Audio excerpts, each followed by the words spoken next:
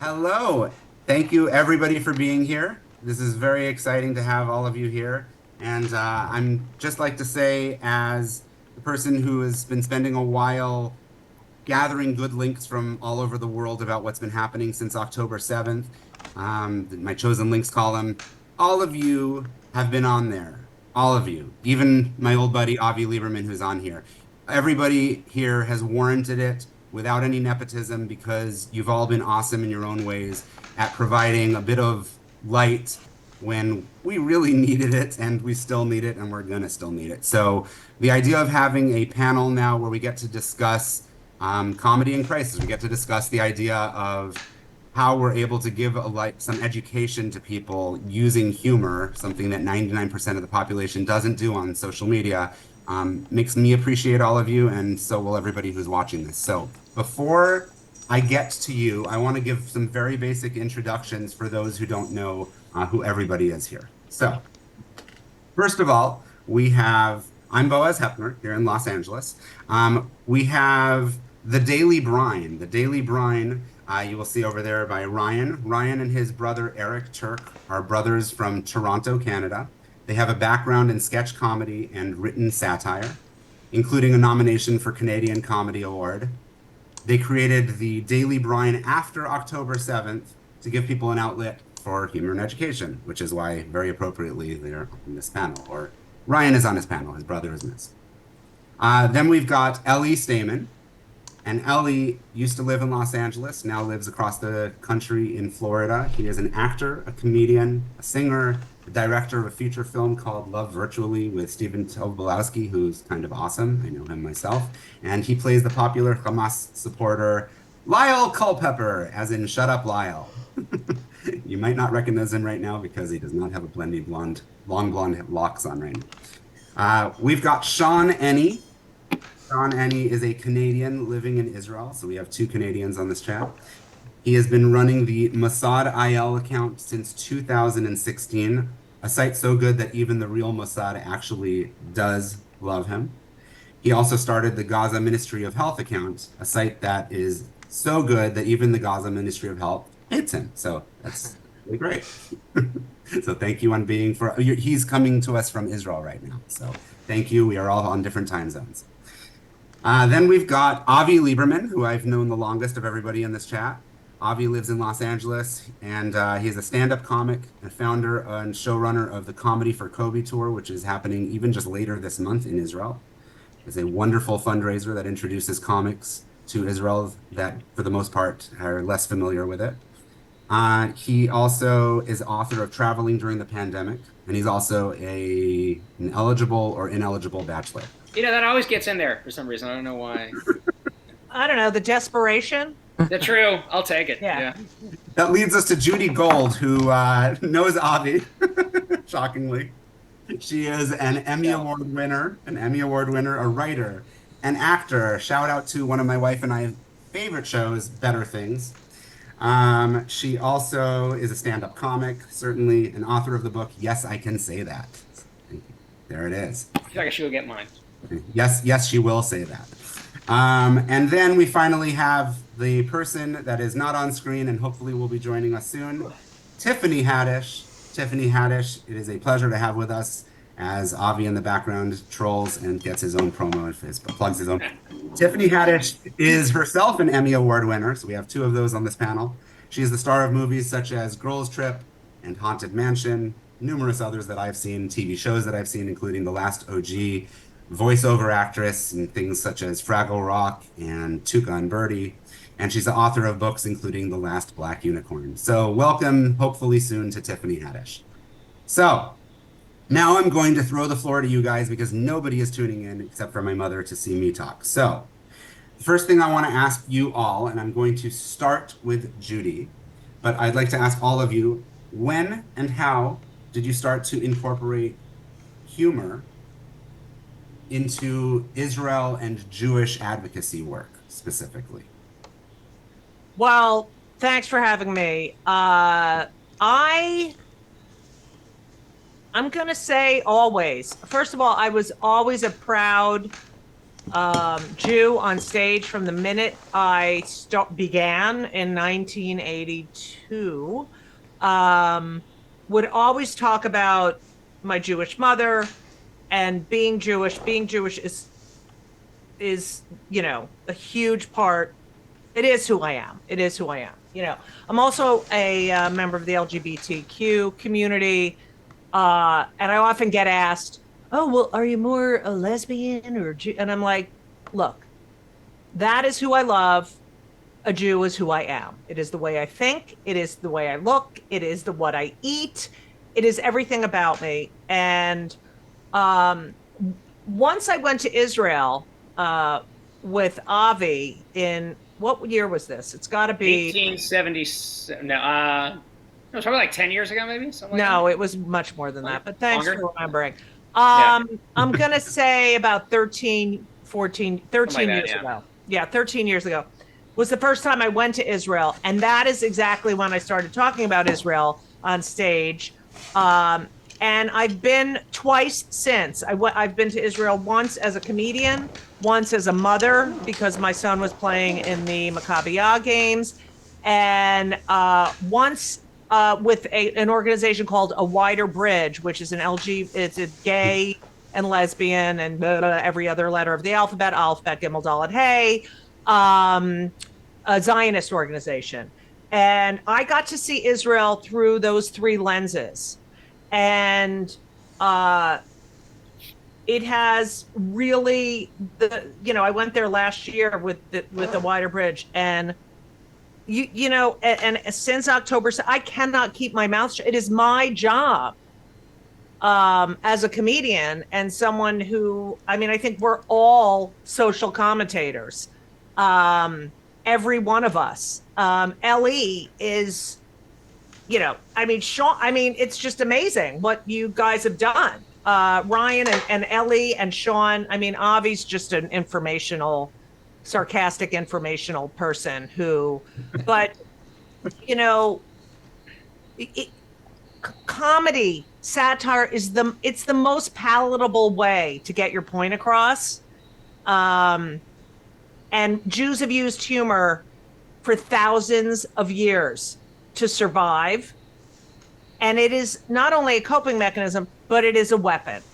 And you need to use that weapon effectively and thoughtfully. And I try to do that every time I get on stage and talk about my trips to Israel and the fact that it is a democracy. And I often say, boy, Israel's a democracy. It's a very young country, and some of the people in the government are a bunch of assholes. Wait, what other country does that remind me of? And it often gets a laugh, but it says a lot, and that's what the power of comedy is. And I feel, and Avi will tell you, there's plenty of comics who are not getting on stage. I don't want to do my Jewish stuff. I don't want to deal with that, and I think that's a huge mistake. So it's now or never. Would you say that it's almost ironic that somebody would not want to touch something when they're a comic that's dark and risky? Because isn't that kind of what comics like to delve into usually, the most risky, dark material? I think a lot of comics do. They're not all of them. Some are observational, some are like silly, and some are prop acts like Avi. But Oh, I do. Yeah. Yeah, like the Confederate. I'd have so much more money. Yeah. It is.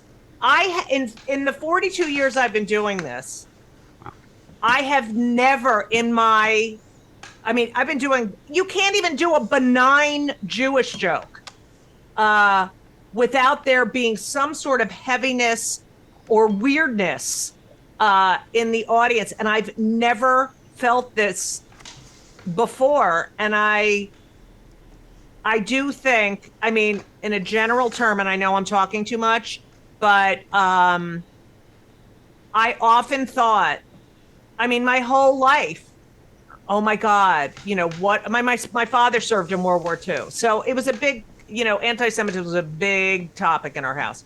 But I often thought, what would I do in that situation? I mean, I think every Jew does. Every Jewish kid thinks about, oh God, how would I be in that situation? And I feel like it's our turn. Is anyone familiar with the Day the Clown Cried, the Jerry Lewis movie that never came out? Yes. That's how I feel right now. I feel like we're about to get shipped off. Like if we're wrong, or we end up, or shit really gets crazy here. We're all getting front row seats to the next concentration camp. We're gonna get to skip the lines, which is cool. But I feel like we're all kind of hedging our bets right now that we are right, and also that this is not going to get so out of control that we're going to get shipped off to camps. But LA, look how fast we've gotten to this point. It's Crazy. not even a year. Well, it's been going on. Yeah. Sorry. All you have to do is check the Google Trends for the word Aliyah, and you'll see a huge spike over the past few months. Like everyone's just kind of got their antennas up and looking around and saying, "Where is this going?" I go to an Orthodox synagogue, and there are guys in my synagogue, and Boaz might know someone, and they're like, "I have to get out of here. Like I'm leaving. I'm leaving." To hear that in a Jewish neighborhood, an Orthodox synagogue, and they feel like I'm gonna go. Like some of the guys are like, "I'm moving to Israel," and some of them are serious. They're like, LA is scary now. LA has gotten a little scary. Yeah, it's to hear that in that environment. I was like, "This is it's nuts." But isn't this like the biggest advertisement in favor of Zionism? What's going on, right? 100%. This is like what advertises the idea of Israel and Zionism more than what's going on over there. Here, my neighbor is like, "This is getting terrible. Where are we going to go? Where do you think?" Exactly. You have motivated thousands of people in what you're doing to move to Israel, which is the exact thing that you're protesting against. Thank you very much. You've done your job. Well, this is a perfect way for me to segue to the second person to answer that, which is you, Shawn, because you've actually had a presence in Israel. Since what year did you move to Israel from Canada? 2010. 2010. Okay. So before there was ever any anti-Semitism, and the whole world loved us at that point. So why don't you go ahead now and give us your background into, I know that your daytime job is not anything in comedy. So why don't you give us a little bit of background of what you do and how you got into teaching us with humor? Boredom. No, my daytime job is ERP project manager. I don't have patience to explain what that is, but it's. But you work in tech? No, it's more finance, information systems. It's not. Yeah, it's not a what? Jesus, I forgot my English. I'm sorry. It's not a. It's not impressive. It's not impressive to people with real jobs. It's not impressive, exactly. It's not like, wow, I'm one of these, but really, it is boredom. It is after. It's accounting. It's accounting. It's accounting. Did you just Google that? Even though I am an accountant, that I will say, but it's not accounting. So it's like it's out of boredom. Like after a long day, or you don't feel like working, you're gonna browse the news. And I've always done this, right? Ever since I was in my 20s.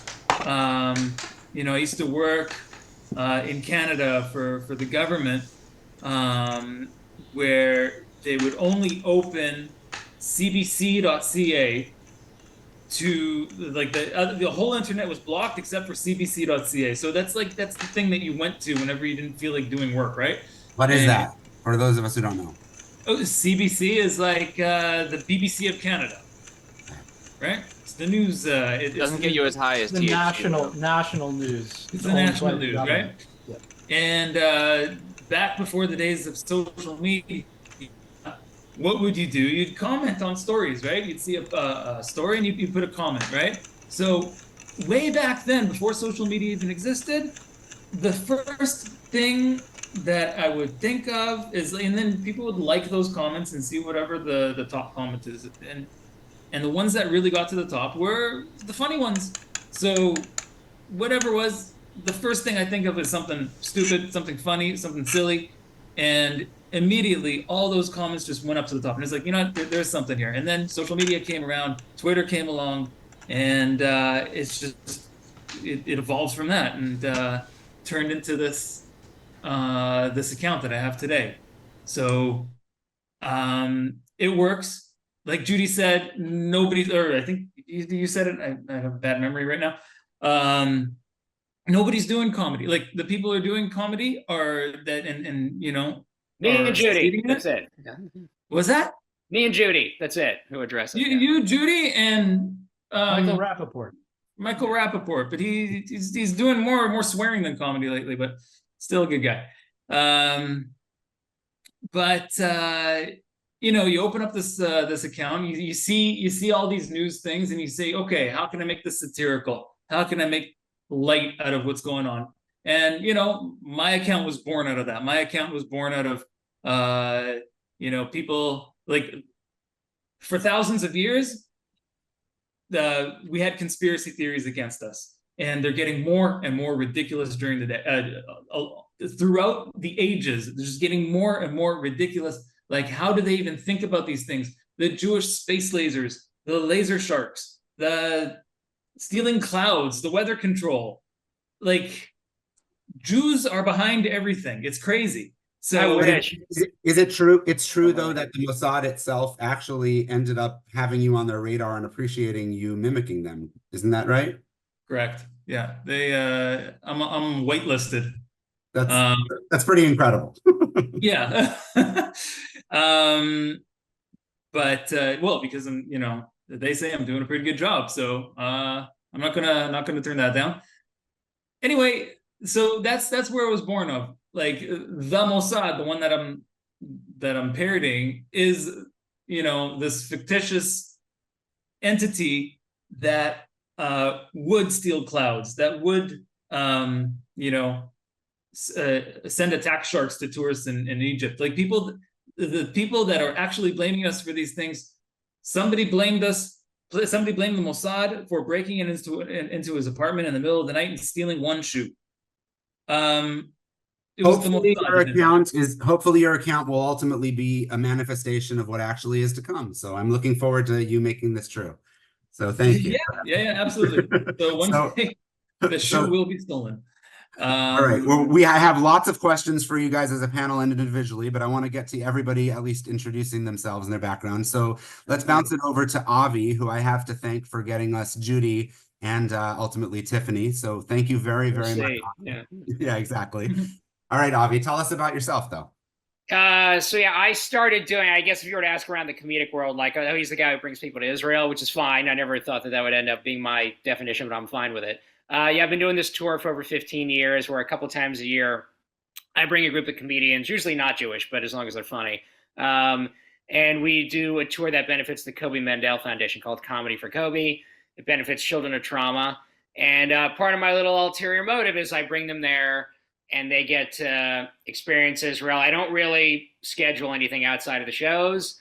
And if they want to go see stuff, great. And let them see what it's like for themselves. And then they come back and talk about apartheid and you know, and I don't really do anything. They'll sometimes ask me, like, who's that woman? I go, oh, that's a Druze woman. So, and they're like, oh, not everyone's Jewish. I go, no. Like, oh, why are there black people on the buses? Why are there Asians here and this and that? You know, and I say it's like any other country, you know, it's a mix of people, and let them see for themselves. And they come back and sort of bust the stereotypes of what you see in the news. I mean, I remember, like, anytime the rockets start firing from Gaza, just an example, one of the first people calling me is like Butch Bradley, who's Irish Catholic. He's like, are you watching this shit? He gets so angry that, you know, so it wouldn't have been on his radar to go to those places. But that's the fun part about bringing them there, is they get to see it. Crowds are great. I think Judy can attest to that. They're just happy, you know, that comics will not, you know, be dissuaded by what they see on the news and stuff. So they come to there. But that's into what Judy said. I'll also use the comedy sometimes to, like, clap back at a lot of the anti-Israel nonsense. Like, when I'll see these trolls like, oh, Israel killed 30,000 women and children, and I'll usually comment back, I heard it was a million bajillions. That's, you know, and then they kind of don't know what to do with that, because I'm just mocking their bullshit number. You know, and of course, 2 days ago, the UN comes, oh, the numbers were inflated by 50%. And even one reporter was like, that's a lot. Like, that's a huge fuck up on your part. Like, that, you know, so, I mean, when I know it's nonsense, I'll kind of egg them on and try to, use humor to just screw with them in that sense. So I use it there too. Like, I don't mind dealing with this. This one guy highlighted me, this Palestinian guy was like this big anti-Israel troll, and he like, oh, and like highlighted me in his video, thinking that I wasn't going to clap back. And I went, surprise, dickhead. And I went like right back at him. And then he's like, he shut up. I think once he realized someone who's going to go back at him, most of them are cowards. They can't handle when you throw information or facts in their face. They just kind of run away, and they don't know what to do. And a quick follow-up question for you, Avi, because I actually don't know this answer. How many Comedy for Kobe shows have you done over the years, and how many different individual comics have you introduced to Israel as a result that you brought there? Well, we do 2 a year, probably close to 40 shows, I guess, and maybe 50 to 60 comics. I mean, I've had some repeats and like people, who've gone twice. A couple of people have gone 3 times, but usually we'll space it out over 5-6 years.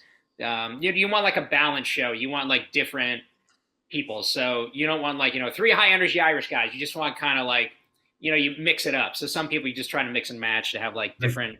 Yeah, you even brought Craig Robinson there. Yeah, Craig has been, Ryan Reed has been. Bravo to you, Avi, not just for bringing charity to Israel and to the foundation, but I would have to venture to say, and Judy can tell me if I'm off base with this, but I would venture to say that amongst Hollywood, which has a lot of, we'll get into it later, but into a lot of anti-Israel sentiment also within it, I feel like you've at least made a dent and an impact on the stand-up comic scene in terms of the scene being a little bit more Israel aware and friendly. Yeah, I know Judy probably. From what I've seen, it's probably like 90+%, especially from the comics. I've seen have been pretty pro-Israel. I mean, they might not address it on stage, but I'm talking them off stage. I haven't seen there 1 or 2 that kind of pop out that have been like anti vocally in social media, but I think they're the exceptions. It's kind of I don't agree. Really? I've seen most of them that I've interacted with have been pro. At least. Well, you're interacting with them. They're not gonna. They're not going to win an argument with you. But I've discussed this with Noam and Esty, who run the Comedy Cellar. Esty's right. Israeli. Noam's father was Israeli. It's bad. It's really bad. Amongst the comics, like they're taking the pro-Palestinian side. A lot of them are, yeah. Judy, are you in New York? I live in New York City. You're in New York. Okay. Yeah. And it's really like, I saw a comic last night, who I know is very Jewish, who is very, progressive. Yeah. And he was uncomfortable. I definitely felt some uncomfortableness because I'm so outspoken. And I was just like, "How are you?" And he's like, oh, "Okay." And I go right into it. The anti-Semitism is infuriating. It's never been, like I think about this all the time. And he's like, but I know from his socials, it's all, I don't like the term pro-Palestinian. I think it's a misnomer because no one wants innocent people to die. It would be anti-Israel. It would not be pro-Palestinian. It would be pro-Hamas. And that's what it is. It's like you're pro-life. You're not pro-life. You're anti-abortion. You're for forced birth. So, all the words get in the way too. So they can mask. There's no nuance. That's also the problem. People can't. Judy, I will completely second and back up what you're saying, because in my efforts, I've managed to make friends with 4 different, very outspoken, large presence online Palestinians themselves, from in England, America, and actually over there, that have been in close touch with me, and all of them hate these protesters saying that they're being pro-Palestinian. They all say that it's absolutely not. They're being pro-Hamas, and they're actually going against Palestinians' better interests, which is right. Which is not Hamas. And I'm not just talking about the ones who are super, super rah Israel. I'm including some that I've made who are like, oh, and Israel's committing war crimes too. Right. But at the same time, they're like, but Israel needs to get rid of Hamas. Like, Right. that's what we have in I common. mean, we're trying to save the whole Western world here. You know? I think it's they don't realize. I think a lot of it is also that it's like if I'm pro-Israel, Trump is pro. That makes me more of a Trump person. I was like, your logic is flawed. It's like if I were to come to you and say, do you like chocolate ice cream? You go, yeah. Well, Trump likes chocolate ice cream too. Maybe the ice cream's the problem. And it's that kind of flawed logic. You can be pro-Israel and still have your politics. It's fine. It doesn't make you more of a conservative or less progressive or whatever you want. It's sort of silly. Like Israel fights for the exact things that true liberals agree with: gay rights and freedom of speech and equality and all that stuff. And I think they get lost in that. And then that's part of the problem. Well, it's ignorance. It's all ignorance. Yeah.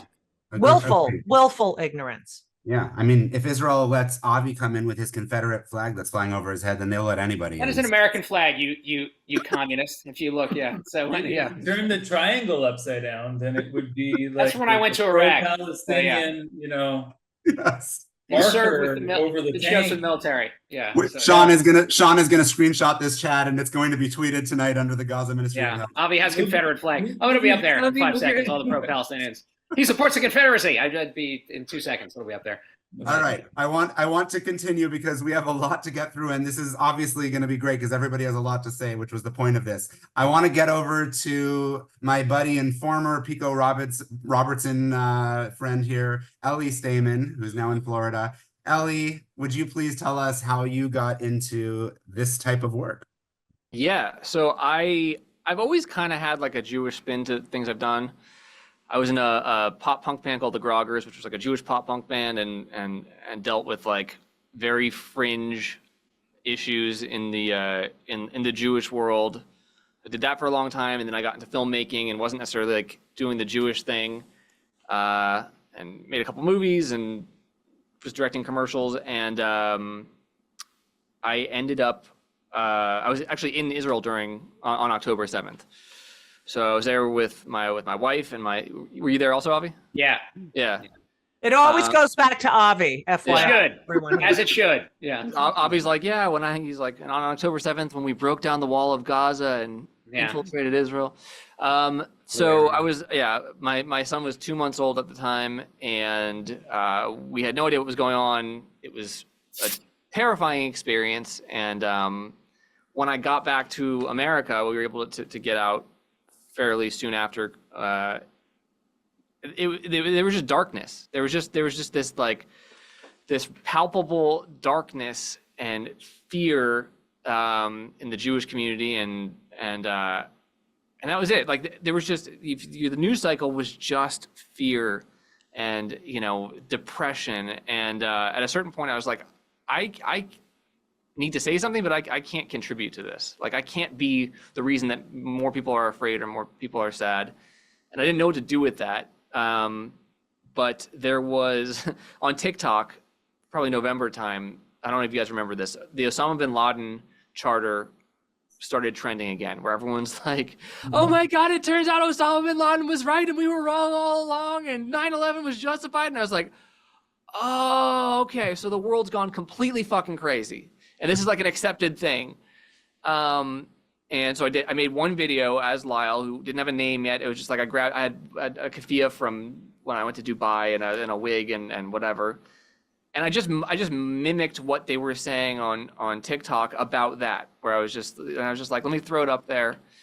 And people responded to it immediately. Like it was just one of those things where like it just very quickly, everyone was like, oh my God, this is the funniest thing. And then the other side of it was people didn't know if it was real or not. So there was like the people that kind of knew me were like, oh, okay, this is something. This is, this is shtick. And then everybody else was like, oh my God, he's one of the crazies. And I just kept. So I was like, all right, I'm gonna stick with this character for a little bit.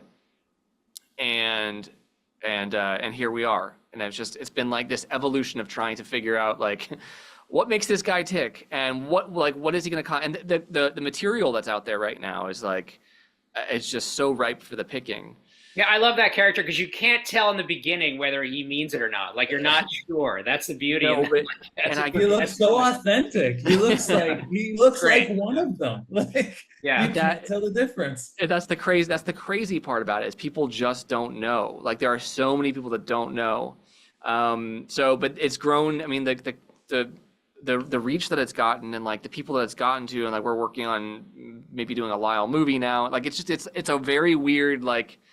But my whole kind of MO now is like, there's still so much darkness out there. People are still afraid. The things that we are consuming it's still, everything's just so devastating. And I was like, I'm not going to contribute to that. Like, if there's anything I can do to both expose hypocrisy from the other side and make people laugh and add some levity. And I've literally gotten, in the past few months, I've gotten over 4 messages from people who were like, this is really saved my life, or this is, it's more than 4 messages. I've gotten like hundreds of thousands of messages or whatever. Just like people who are like, this is like, I just needed this. Hundreds of thousands. Yeah, no, I was kidding. I was like, because it's just such a small number. No, do you have Hamas Ministry of Health in your numbers? Yeah, I think the GazaHealth Ministry counted as a box. But every day I get messages from people, because I was afraid to do this at first. So I was like, this is such a serious, delicate situation, and for me to go and just make fun of everything is like, seems insensitive. Like we've lost a lot of people. There are still people that are fighting on our behalf, and every day I get dozens of messages from people who are like, thank you for doing this. I just needed to laugh. I needed something to lighten the situation. It sounds very conceited, but that's what has kept me going. I'm like, I gotta keep making these, because if it's affecting people in this way, and I'm adding some kind of light and levity to the situation, then I feel like I'm contributing in a meaningful way. Definitely encouraging. I always get the same feedback. Like, you're making me laugh. You're bringing levity to the situation. It's nothing but encouragement. I wouldn't have lasted this long had it not been for that encouragement. 100%. Yeah, I got to echo that as well. We've been getting the same types of messages saying, this is the only thing, or one of the only things that's kept me laughing over the past few months. Yeah, I feel like a lot of Jews, especially in the aftermath of October 7th, kind of heard all the hate we were getting and started thinking, is it me? Like, am I the problem? Yeah. And then they see the comedy and they see, the other side of it, and it kind of eases that doubt a little bit. And you realize, no, the world actually is insane right now. Yeah. I'll bring the Israeli perspective, because I'm the only one in this forum from Israel, but I don't know how the world is seeing the situation, but every single Israeli is looking at this situation, just pulling out their hair going, are they fucking stupid? Like, how do they not understand this? What the fuck is going on with them? Like, how do you explain to them things that are so basic and just fundamental? Like, you don't rape children. Like, why do I have to explain this? So over there, like, we're seeing people on TV going, pro-Hamas, pro-resistance, pro-whatever. And we're like, do they not know? Are they that dumb? Like, do we see people like converting to Islam on the garden? Yeah, in I don't think Columbia they're University? dumb. I think they're lost. People need a cause. It's human nature. And this is, to me, and I tell a lot of people this, I go, this is the latest Occupy Wall Street. For if you're 18, 19, if you were to go there and ask these kids, when was the last time you were in a church or a synagogue? It would be never. Or but no one's going to kill you for apostasy when you leave Occupy Wall Street now. So Occupy Wall Street, they weren't, defacing Jewish businesses. They weren't. No, I'd say this is worse. Yeah, but right. But I get that idea of wanting to belong. But we're not the oppressor. We're not the oppressor. Right. And I had a Holocaust survivor on my podcast recently. She survived Auschwitz. She said that they like us when we're helpless, and they don't like us when we're fighting back. People like dead Jews. Who wrote that book? Yeah, Golda Meir said, "I'd rather be alive and hated than well liked and dead." Right. So, and that's, look, it's hard for them to, when Jews have been, the term scapegoat comes from the Yom Kippur service, and it's when you've been that for 2,000 years, it's very weird for them to, like, Jews are standing up for themselves and allowed to fight back like everybody else. It's very strange for them to sort of I get it. 2,000 years of anti-Semitism is not going to go away in 75. It's not going to happen, but they have to sort of get over it, They're a nation like everybody else. I would like Ryan, who you did chime in there, but I'd like you to tell us about yourself now. Sure. Yeah. So for me and my brother Eric, October 7 was a big wake up call. You know, I'm a rank amateur in comedy compared to everyone else on this panel, so it's an honor to be on here. But my brother and I, we've always done improv, sketch comedy, a lot of written satire, news satire. He's been nominated for comedy awards. But we both kind of went on with our careers and it kind of fell by the wayside. I work in real estate. He's a lawyer, but we've always had a deep connection to Judaism and Israel. We even have roots in Israel going back 200 years. Our ancestors started some of the first proto-Zionist, villages where Jews could really kind of have their own self-determination. And so when October 7th happened, it's like, I realized like, okay, it's in our generation's hands now. Like we are the ones who have to show up to defend, to fight this current war. And what we saw was like an unanswered narrative coming from the other side. Very impassioned, very emotional, but also very wrong in the way they were painting Israel's actions. And then what a lot of our side was coming back with was very true, but also very complicated, like a lot of statistics, a lot of deep history, and stuff that people, especially on social media, might not have the full attention span for. So we thought, like, why don't we bring satire to the game? Why don't we bring the satirical voice, the objective voice, and do like a news satire kind of thing? One line, one picture, fake news headline to just hammer it home when anti-Israel people are being hypocritical, when Hamas is rejecting ceasefires and then asking for a ceasefire right after. Just like pointing these out with a one-liner, bringing comedy to it. We felt like that helps get the message across to people who maybe don't know much about the conflict, and also helps Jews, process this trauma that we're all going through. Did you do this intentionally? Because I think a lot of people, not just I, have noticed that the Onion, which you definitely look like, right? You sort of look like the Onion. The Onion's pretty notably, I've scoured everything since October 7th, and I've pretty much vomited at just about 100% of the stuff that they put out there. So like, awful. It's just, and then it's like, well, thank God there's the Babylon Bee, but then the Babylon Bee is so partisan that you realize that like it's great Israel stuff, but if you're not like rah Trumpy, it's also saying all sorts of other things. And like, oh, then there's the Daily Brine, which is just giving us pure stuff that's like by us and for us. Are you doing that? Well, that's exactly right. That's exactly right. Like, we've all loved the Onion at one point or another. It was a staple when we were in university, but they've just gone off the deep end with the anti-Israel stuff, and it's just not a publication that I feel comfortable with anymore. Yeah, I wrote a satire mocking them over a year ago of how anti-Semitic they had become, about them hiring this Hitler Youth writer. We just thought he was really funny, and it's and it's mocking. They're awful. Like, it's pre-October 7. I don't know what happened to them. So and it's kind of like what Judy said, that it might be almost endemic in comedy. There's just like an undercurrent of that going on among a lot of writers and a lot of comedians, which is so upsetting, because you talk about this word evolved,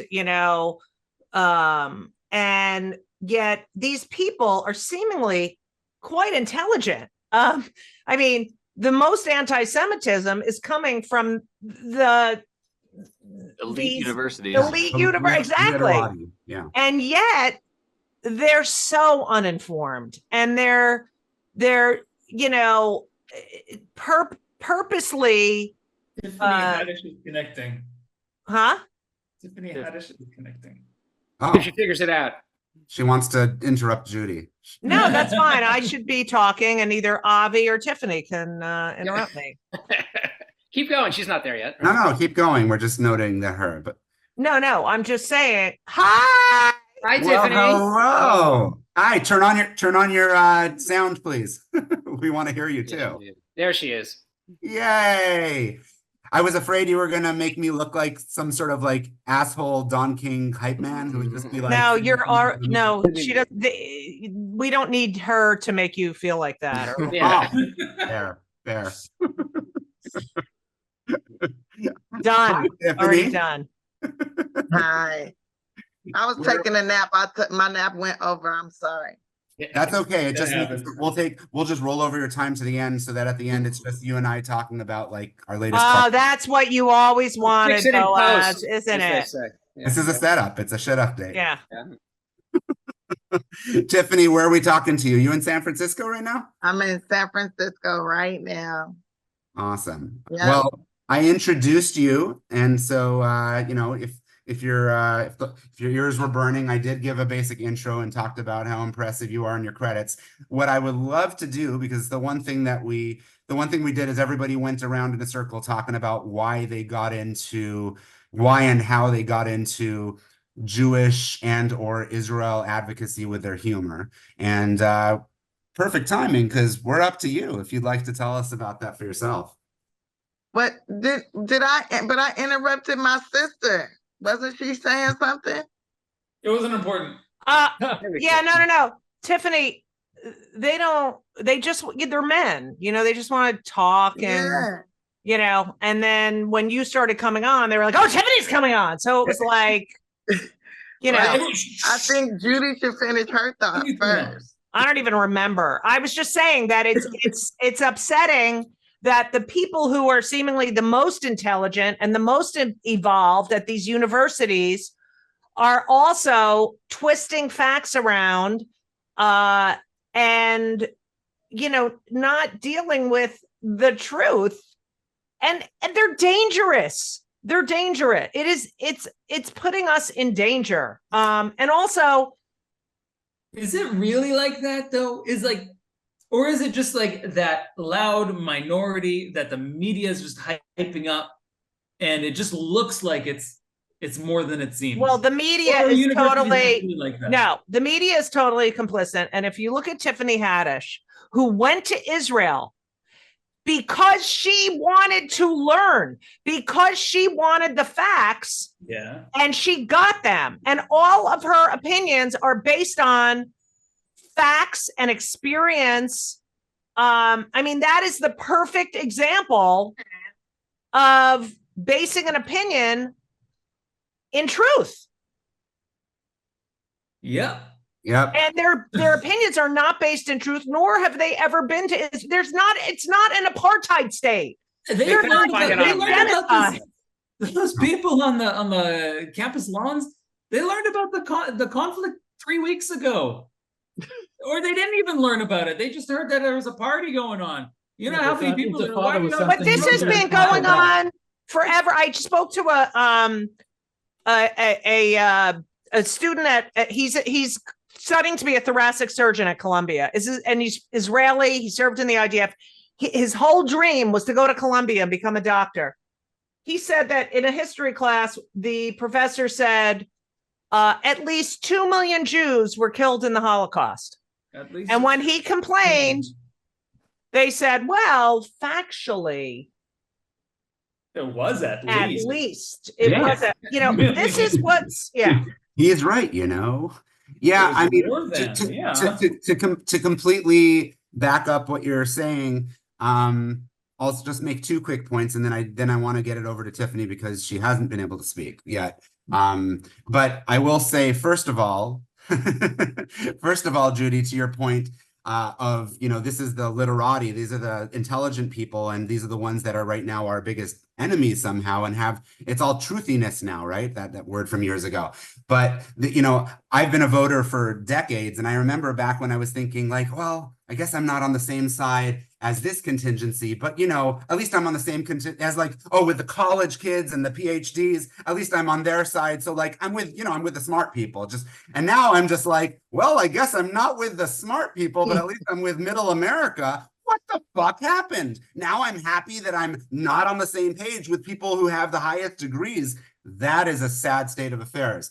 The other thing I was going to mention to you is also to back up your point, is that, you know, a perfect example, because I get people talking to me from all over the world, but I have somebody right here in my backyard told me that he was in line with his kids and he was wearing a kippah, and somebody in line had a Free Palestine shirt on. And he decided to do something I wouldn't do, which is to start a conversation and say, oh, what does your shirt mean? When the person was confused, it's, what does it mean? Well, Free Palestine. Well, what does it mean to Free Palestine? He's like, I don't know what you mean. He's like, what do you mean by that? Do you mean like Free Palestine where there's only a Palestine and no Israel? Or do you mean like two different states like Israel has offered many times over the decades and has never been accepted?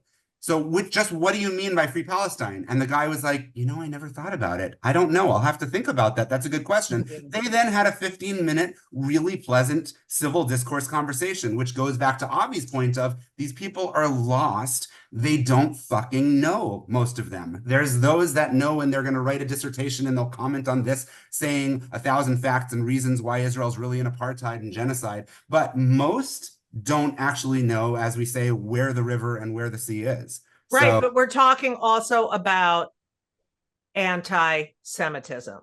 yes. That we don't, I think everyone's like, we have all the facts about Israel, but this is open Pandora's box. Like, you know what? I always hated Jews, and now I can tell everyone, woo, you know? And now that's where we've gone. Agreed. I'll never forget this flight where I flew from Israel to Turkey, and the guy sitting next to me, rabid anti-Israel, anti-Semite, and he was reading a book by I forget the author's name, Ben something. He's like Ben White or something like that. He's like a terrible anti-Semite, right? And he spent the entire flight arguing with me, and I was like, oh man, did you ever sit next to the right person? Because like wow, he would just say the most ridiculous thing, like Israel is committing genocide against the Arab people. I'm like, the Arab people? Well, and everybody has the same arguments. Well, they're full citizens, they increase in population. Okay, but it's a really slow genocide. And it's like, what the fuck is a slow genocide? Either it's a genocide or it's not. Like, so it's just all this stuff that they get all these buzzwords in, and then, you know, they don't think about what's behind all those buzzwords. And Shawn, I heard someone take it one step further, stand-up comedian. She was talking, she was on stage, and she knew I was Jewish, and she was saying, you know, we're going through a genocide right now, and you don't know what that feels like. Oh yeah, ever heard of the Holocaust? Like, Wow. yeah, She sounds like a hilarious stand-up. Yeah.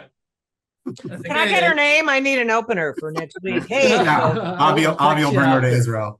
It's closing for me. Oh my God. Okay. There's endless conversations, and I have so many questions from people for you guys collectively and individually, every one of you. We haven't even gotten to the questions. We've gotten, no, but it doesn't matter. This is a conversation. We don't have to get What is that, all. like 8-point font? What is I want to hear about Tiffany's trip to Israel. You don't have to get to them all, but we gotta start off right now by finishing an intro. Tiffany, introduce us to yourselves. Oh yeah. Hi guys, I'm Tiffany Haddish, and I'm Jewish. I'm here to enjoy and to engage in this conversation that we're having here. I like that you said you're Jewish, like it was like the beginning of an AA meeting. It's like I Ellie hope just brought on we're gonna try to get you out of that. I try to talk people out of it. Yeah. Ellie just brought his human shield on camera. My tiny human shield. Yeah, so cute, so cute. Yeah. All right, Tiffany, please tell us though, why did you start to bring Judaism and or Israel into your public persona and comedy? Because I'm learning, like I'm always learning more and more about it every day, and I think it's important to share what you learn, and I feel like I'm growing up spiritually, mentally, and I want to share. Why not? Where did Why you not- stand? Where did why you stand not on share things what I'm- before going to Israel? Where were you? Like, where did you stand on Israel, or did you not know? Like, did you have an opinion on things? Did you? I thought that Israel was just like gonna be so different because of all the stuff that I've read, like in the Bible and the Torah and the Quran. I've read all the books, and I wanted to go see all the things that I've read about that's so ancient and old, and then all these things are happening in the world, and I'm like, how long is it gonna be there? I need to go now, and the ticket's more affordable at this point. So I went and I saw all the things that I wanted to see. I saw Masada. I saw the wall, and I went in all them churches that was there, and there's a mosque there, and then I was at people's houses. I went to people's houses. That's what I like to do. They'll invite you. I like going up in people's houses, see how they live over here. Mhm. Did you experience, and you can be brutally honest, I mean, I'm not looking for one answer. Did you experience, a lot of people accuse Israel of being a very racist country. So, and I'm not saying that there's no truth to that. There's plenty of racism in America and in every democracy in the world. Racism Did everywhere. you experience racism when you were there? Did I experience it personally? No. Did I hear stories about it? Yes. To me, it felt like California. It felt a lot like California. Yeah. You A were lot like homeless. Southern California. Yeah. I mean, I saw people making tacos and all kind of stuff. Everybody and their mama there. Everybody's there. It's just everybody speaks Hebrew. A lot of people speak Hebrew, but they speak English too, and a multitude of other languages. And so, yeah, it was. And it was diverse, right? There was Very diverse. diversity. Very diverse. Especially in Tel Aviv, I was shocked. I was shocked. Yeah, I was kind of shocked. So as a Black woman, you felt more like you were in California than you were in like Aspen, Colorado. Didn't you feel like the only Black person in the room at all times? Exactly. There was other Black people there. Nice to know. Aspen. That was a good pick. Yeah, there's a lot. Yeah, that was very good. Very good. Because in Aspen, yeah. Yeah. All right. So I'm what gonna. a lot of people try to do on social media is bring in the racism. They force the racism. I try. But I have to be America very into the conversation Stir the pot. on Twitter, and like, there's no place for that. Like here, we don't have that same concept. There are racist people. There are assholes everywhere in the world, but they will try to force that into the conversation. Say, see, Israel's a racist country because here's a news article of a guy being racist. I mean, come on, right? Right. I tell people all the time, and Judy was alluding to this before. There's a lot of problems you can say about Israel, and you can pretty much duplicate those problems about America. Do you say America should be torn apart and there should be no more America? Now they are. Now that's what's happening. Yeah, they all like, fuck America. It's right. like, Osama bin Laden. Yeah.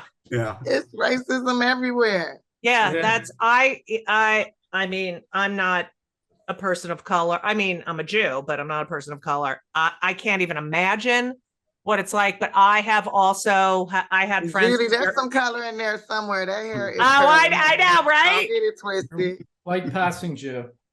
When I was there last year, I was with a couple of my friends did experience a bit of racism, but it's true. Everyone is racist. Come on, people. Everyone hates the Jews and everyone is racist. So let's just put that out there. Okay, but what about, let's bounce it back to you for a second, Judy. You've been to Israel multiple times. You are an out and proud gay woman, which I applaud. Now, I would like to know, have you experienced homophobia in Israel any differently than in America?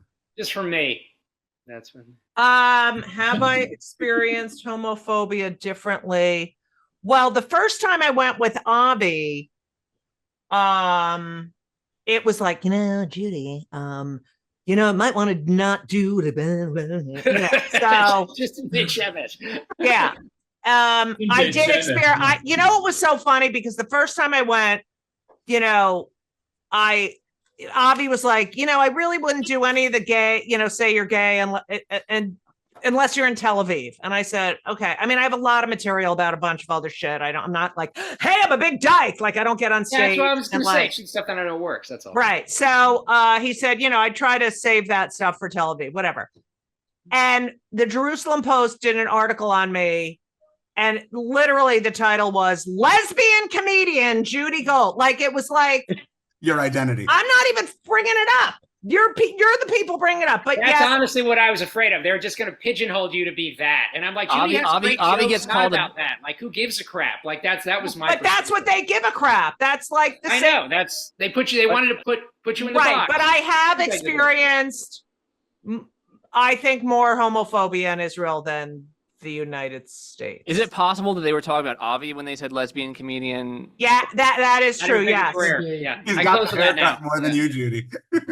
I think I've experienced it in both places, but like we marched in the Jerusalem Pride Parade last year, and they're giving us the finger, and these kids are on the I don't know, but I've been an advocate or an activist for gay rights. It's been going on forever. I mean, I don't know. I've marched in so many marches. I'm sorry for when it happens there or here, but I think there's this.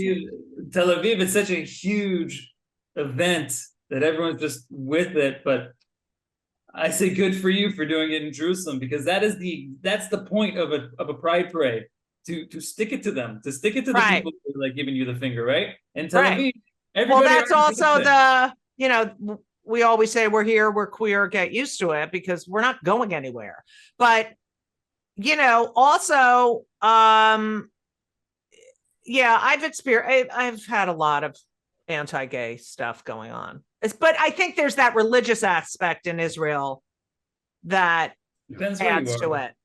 Yeah, and there's still the freedom in Israel. Like, there's a long way to go, but they had a trans winner of Eurovision from Israel in 1998. It's like it's not a place where they throw you off the roof. Queers for Palestine. Yeah, queers for as Douglas Murray said, queers for Palestine is like chickens for KFC. Right. Which brings me blacks for the KKK. That's what exactly. So I want to we can bounce all over the place, but that actually brings me to one of the questions that a bunch of people wanted to know from you, Judy, which is, how do you feel about these various groups like Queers for Gays for Gaza, Queers for Palestine? How do you feel about that, where it's sort of part of your identity being usurped? How do you still sort of connect with those groups that feel that way? It is so infuriating and so misguided. I feel like, I did write after October 7th, where are all these organizations? GLAD and there was a whole bunch, every gay organ, no one spoke up. And it's like, where are you? You cannot survive anywhere in the Middle East except for Israel. I do not feel I feel so angry about it. And I do say on stage, I have a joke, I think they should all go to Gaza and their pronouns will be was, were. And it gets such a moan, and people get mad, and it's like, but it's the truth. Like that, I am telling you the truth. And this is, that's why we all have microphones and we're using them for good. But I feel betrayed. I feel betrayed by so many. I'm like the first one. Stop Asian hate. Black Lives Matter. Like, I am fucking there. We show up for everyone. We show up for every marginalized group. And yet here we are wondering where the fuck everyone is. And so how are they rejecting you as a result now, because you're now outspoken against what? Oh my God. Yes. Protesters at shows. That's more from me instigating it, though. I try to get. You know what Judy said that the. Yeah, you're an agent provocateur, Avi. Only against Judy. Whatever He sells needs the a lot of ticket. The attention. Mr. Ravim, like a Fauda covered Yeah. up. It's hard. It is hard. It's really hard because I came out on stage in 1996. There's a new film on Netflix called Outstanding, Comedy Revolution. It's all about the history of LGBTQ comedy. And that had a major effect on my career, you know, coming out.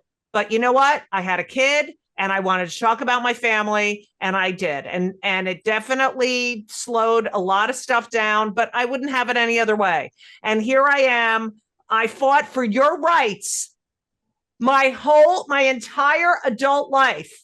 I fought for your rights so you could talk about pronouns. And, you know, please, I went through the AIDS crisis. Like, you have no idea. And yet. So it's like a war within a war for you. Yes. Do you and Tiffany, and this is a question that people had asked, but directed at you two collectively, as a gay woman and as a Black woman, do you feel that you probably get even more hatred for your Zionism than for all of us other advocates that are not in marginalized groups other than being Jews?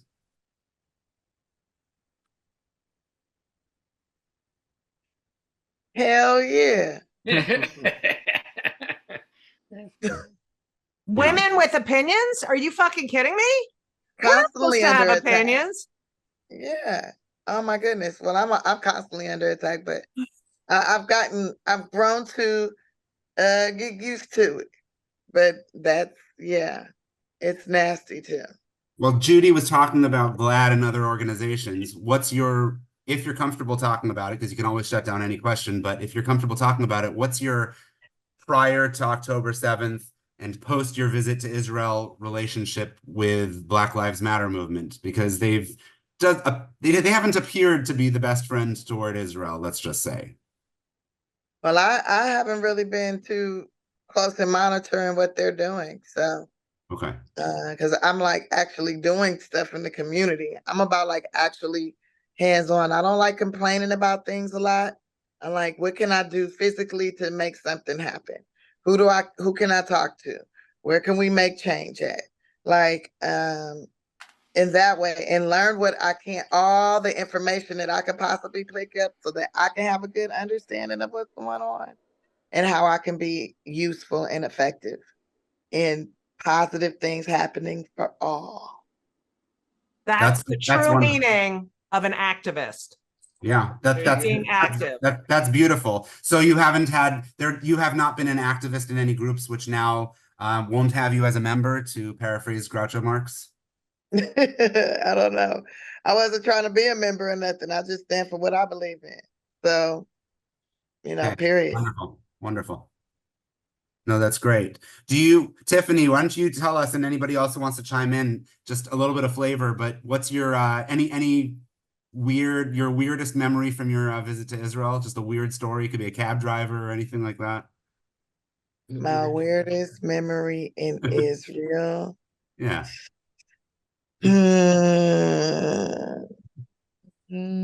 How's the food? The food was good. Nothing was fried. I never saw anything fried. Even the food at the gas station was fire. What? Isn't it amazing? Yeah. Like, you walk by these restaurants, you're like, ooh, that looks disgusting. And you go in there and have the best meal of your life. The food there is delicious. So fucking good. Delicious. Fresh. Yeah. Yes. Real. It's real. Hummus on everything. My favorite. It's real. It's real. My favorite food situation there is, you guys know Jimmy Schubert, right? The comedian. Judy, you know Jimmy? Yes, I know Jimmy. So he was on the tour, and he's jet lagging, and he ends up at the breakfast buffet at the hotel, and they're famous, for those who don't know, like that's the gold standard for. And he walks downstairs, he's jet lagged, his hair's all messed up, his eyes are red, and he's got this raspy voice. He goes, "Do I get to eat this?" I go, "Yeah, Jimmy." He's like, "I don't need to pay for." I go, "No, it's included." He goes, "You're sure I can?" I go, "Yes." He goes, "You call me and you wake me up every single morning to come down here." And when I go, "Jimmy, you went to bed at 3 a.m. Did you hear what I said? Every morning you call me." And every day he'd come walk, just like so excited to be able to eat the food there. It's great. It truly is the promised land. That's true. Manna from heaven. Yeah, you're not going to go hungry there. Going back to your other question about being a woman,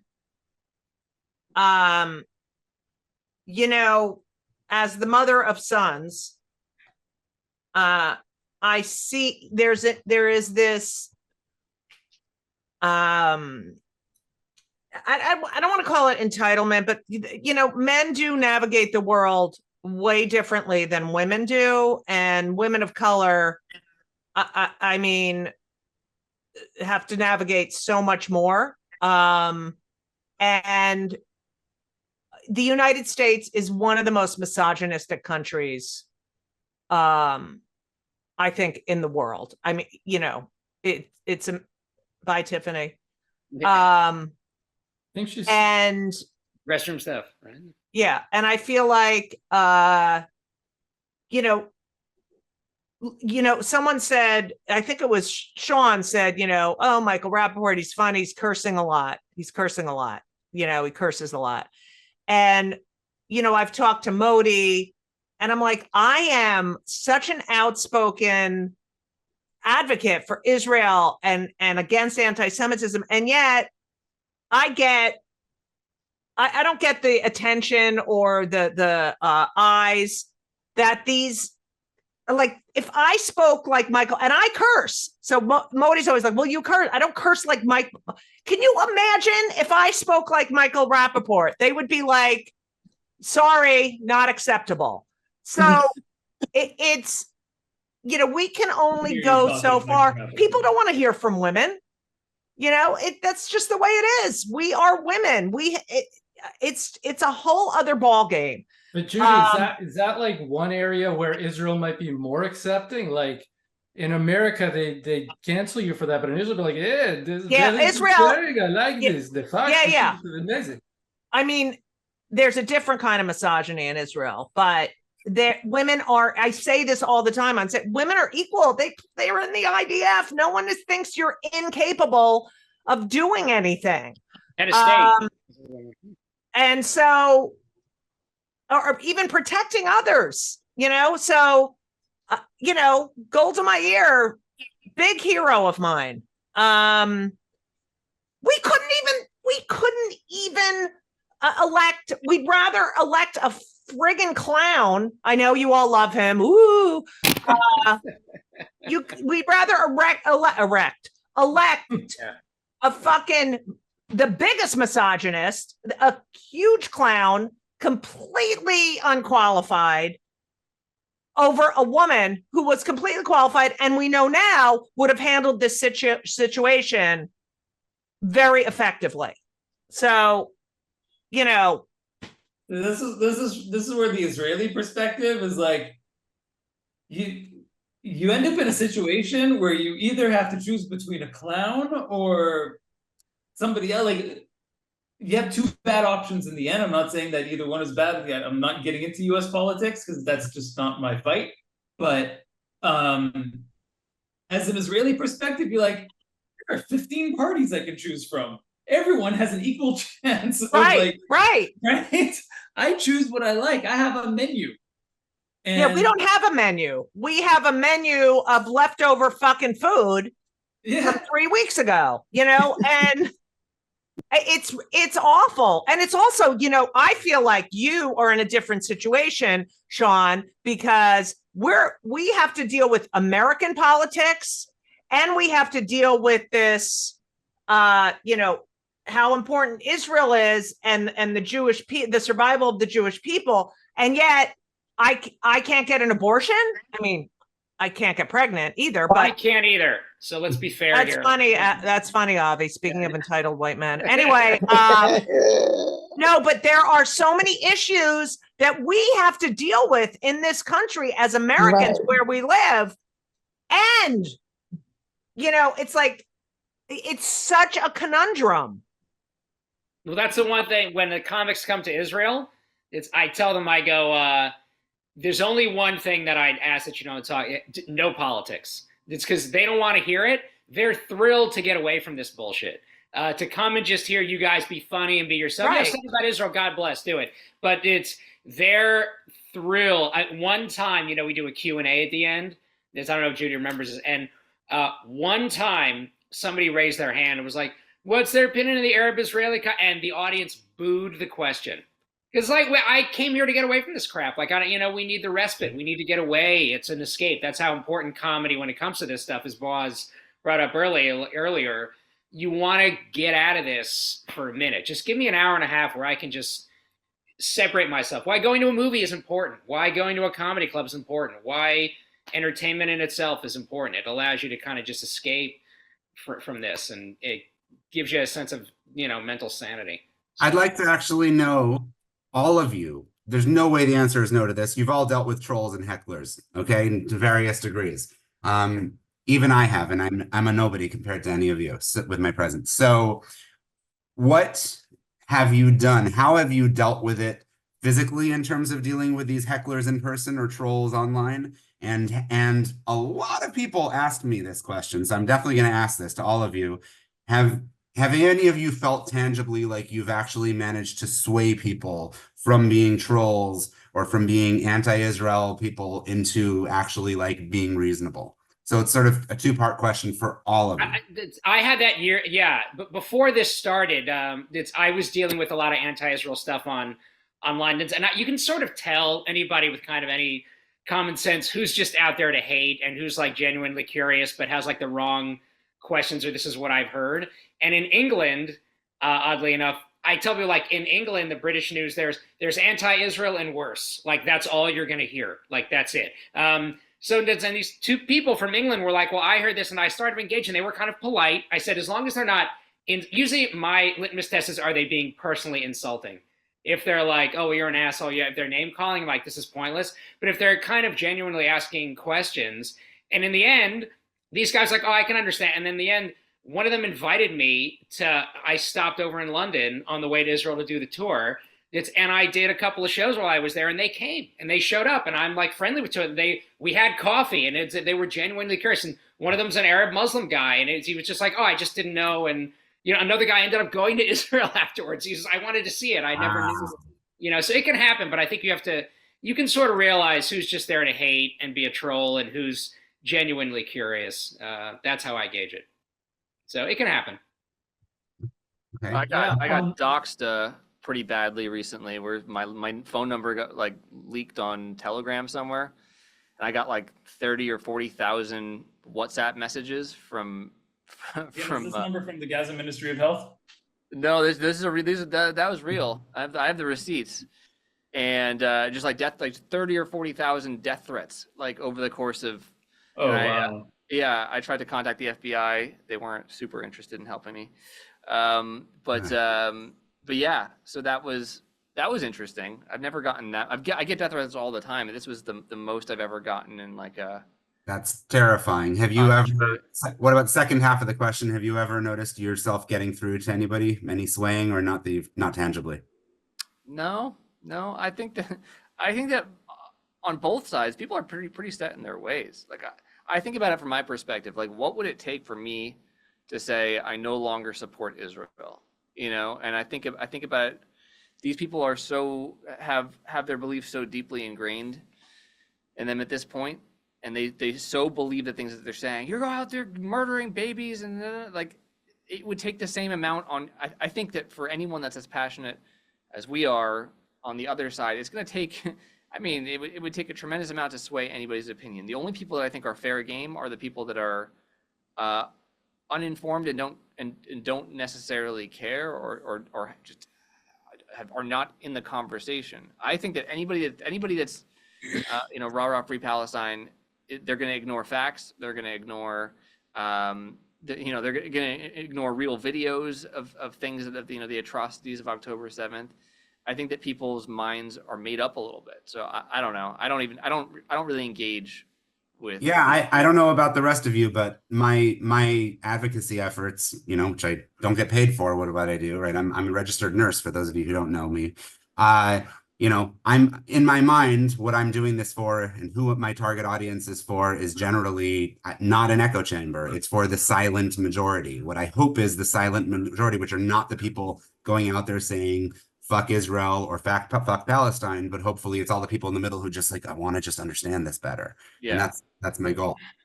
Well, I've discovered this one weird trick for converting pro-Palestine people. And I mean, even just doing humor at all kind of opens people up a little bit. They're like, I disagree with you, but that's actually funny. So then you can kind of start a conversation. So with the power of really bad puns, I've been able to kind of bridge the gap. Like when I first started, our tagline is local and geopolitical satire, but we don't have anything obviously saying this is Zionist.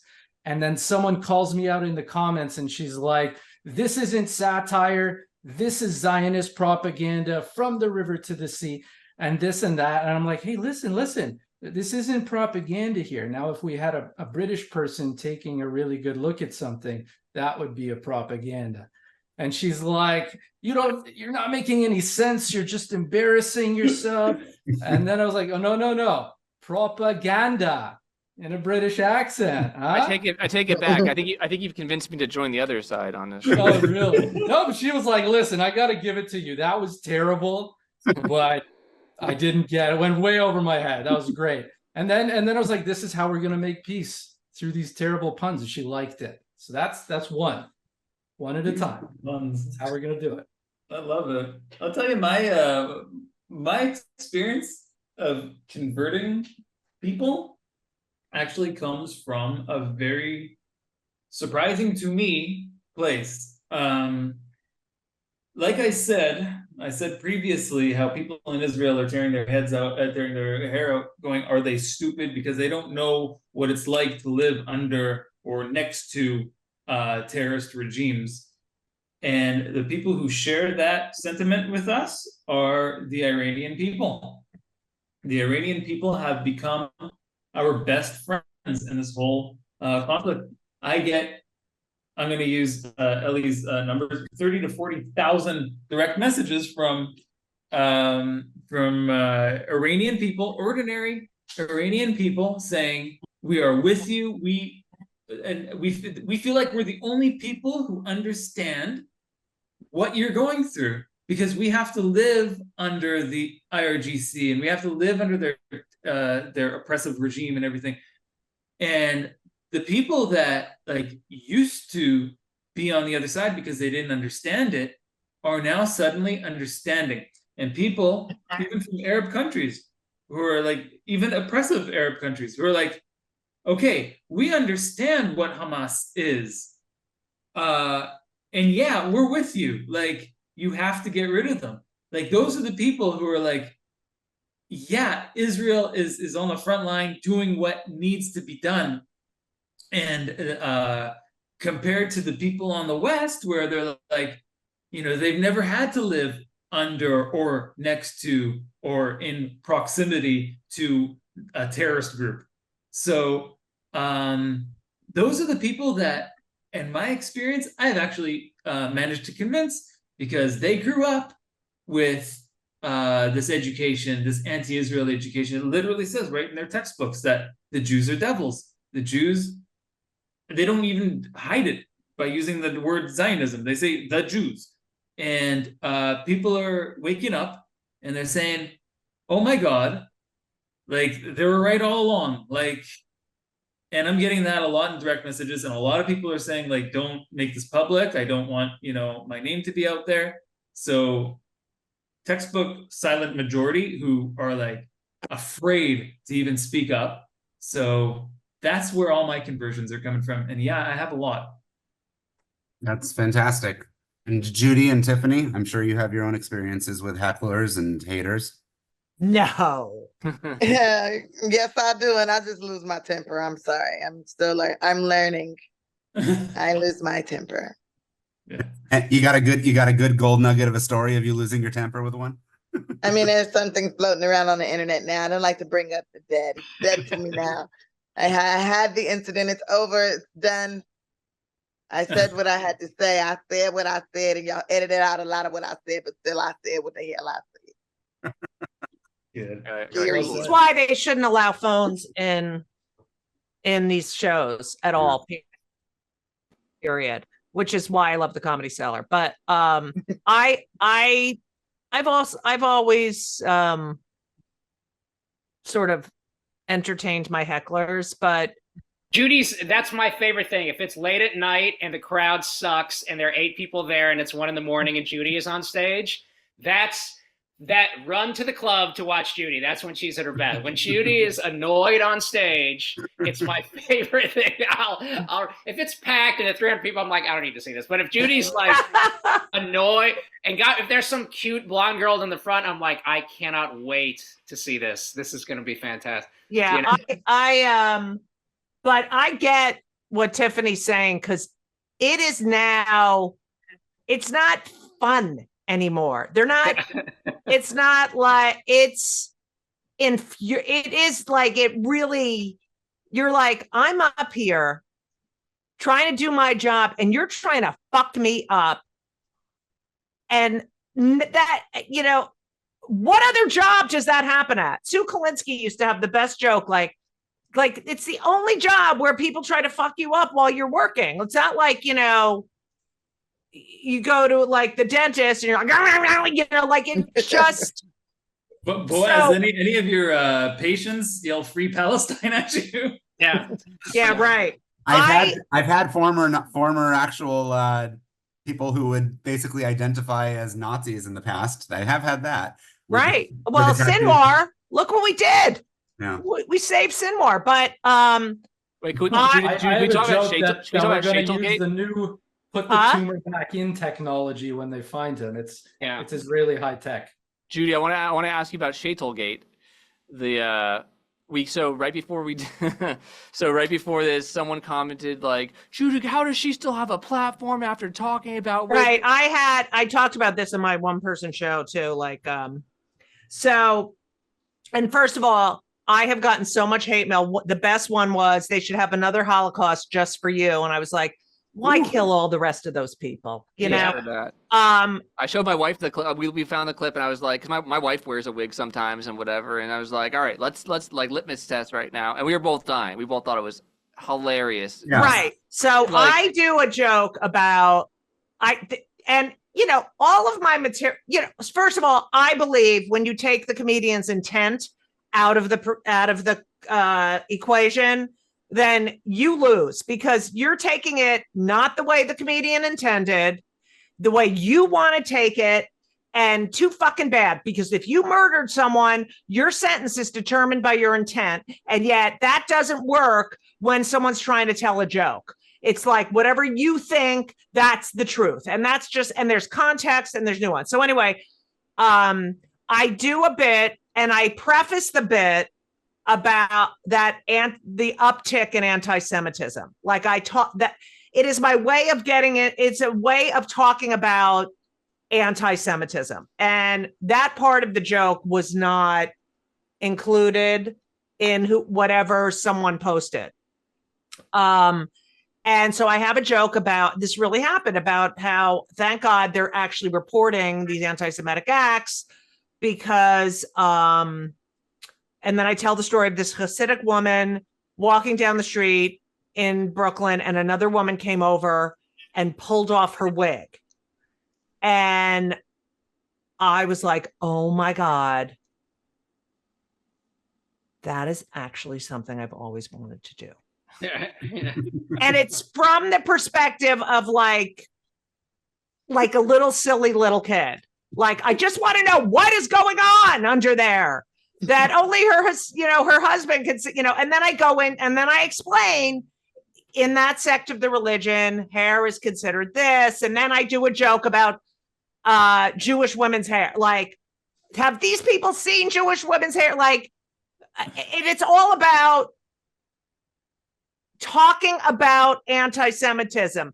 Yeah. I get on stage every night and I talk about anti-Semitism, hey, you know, what it's like to be a Jew, the assaults against Hasidic, and so they took the whole thing out of context. They just put the part on about, oh, that's something I always wanted to do, and that was it. And the Orthodox community came after me. Meanwhile, I am out in public.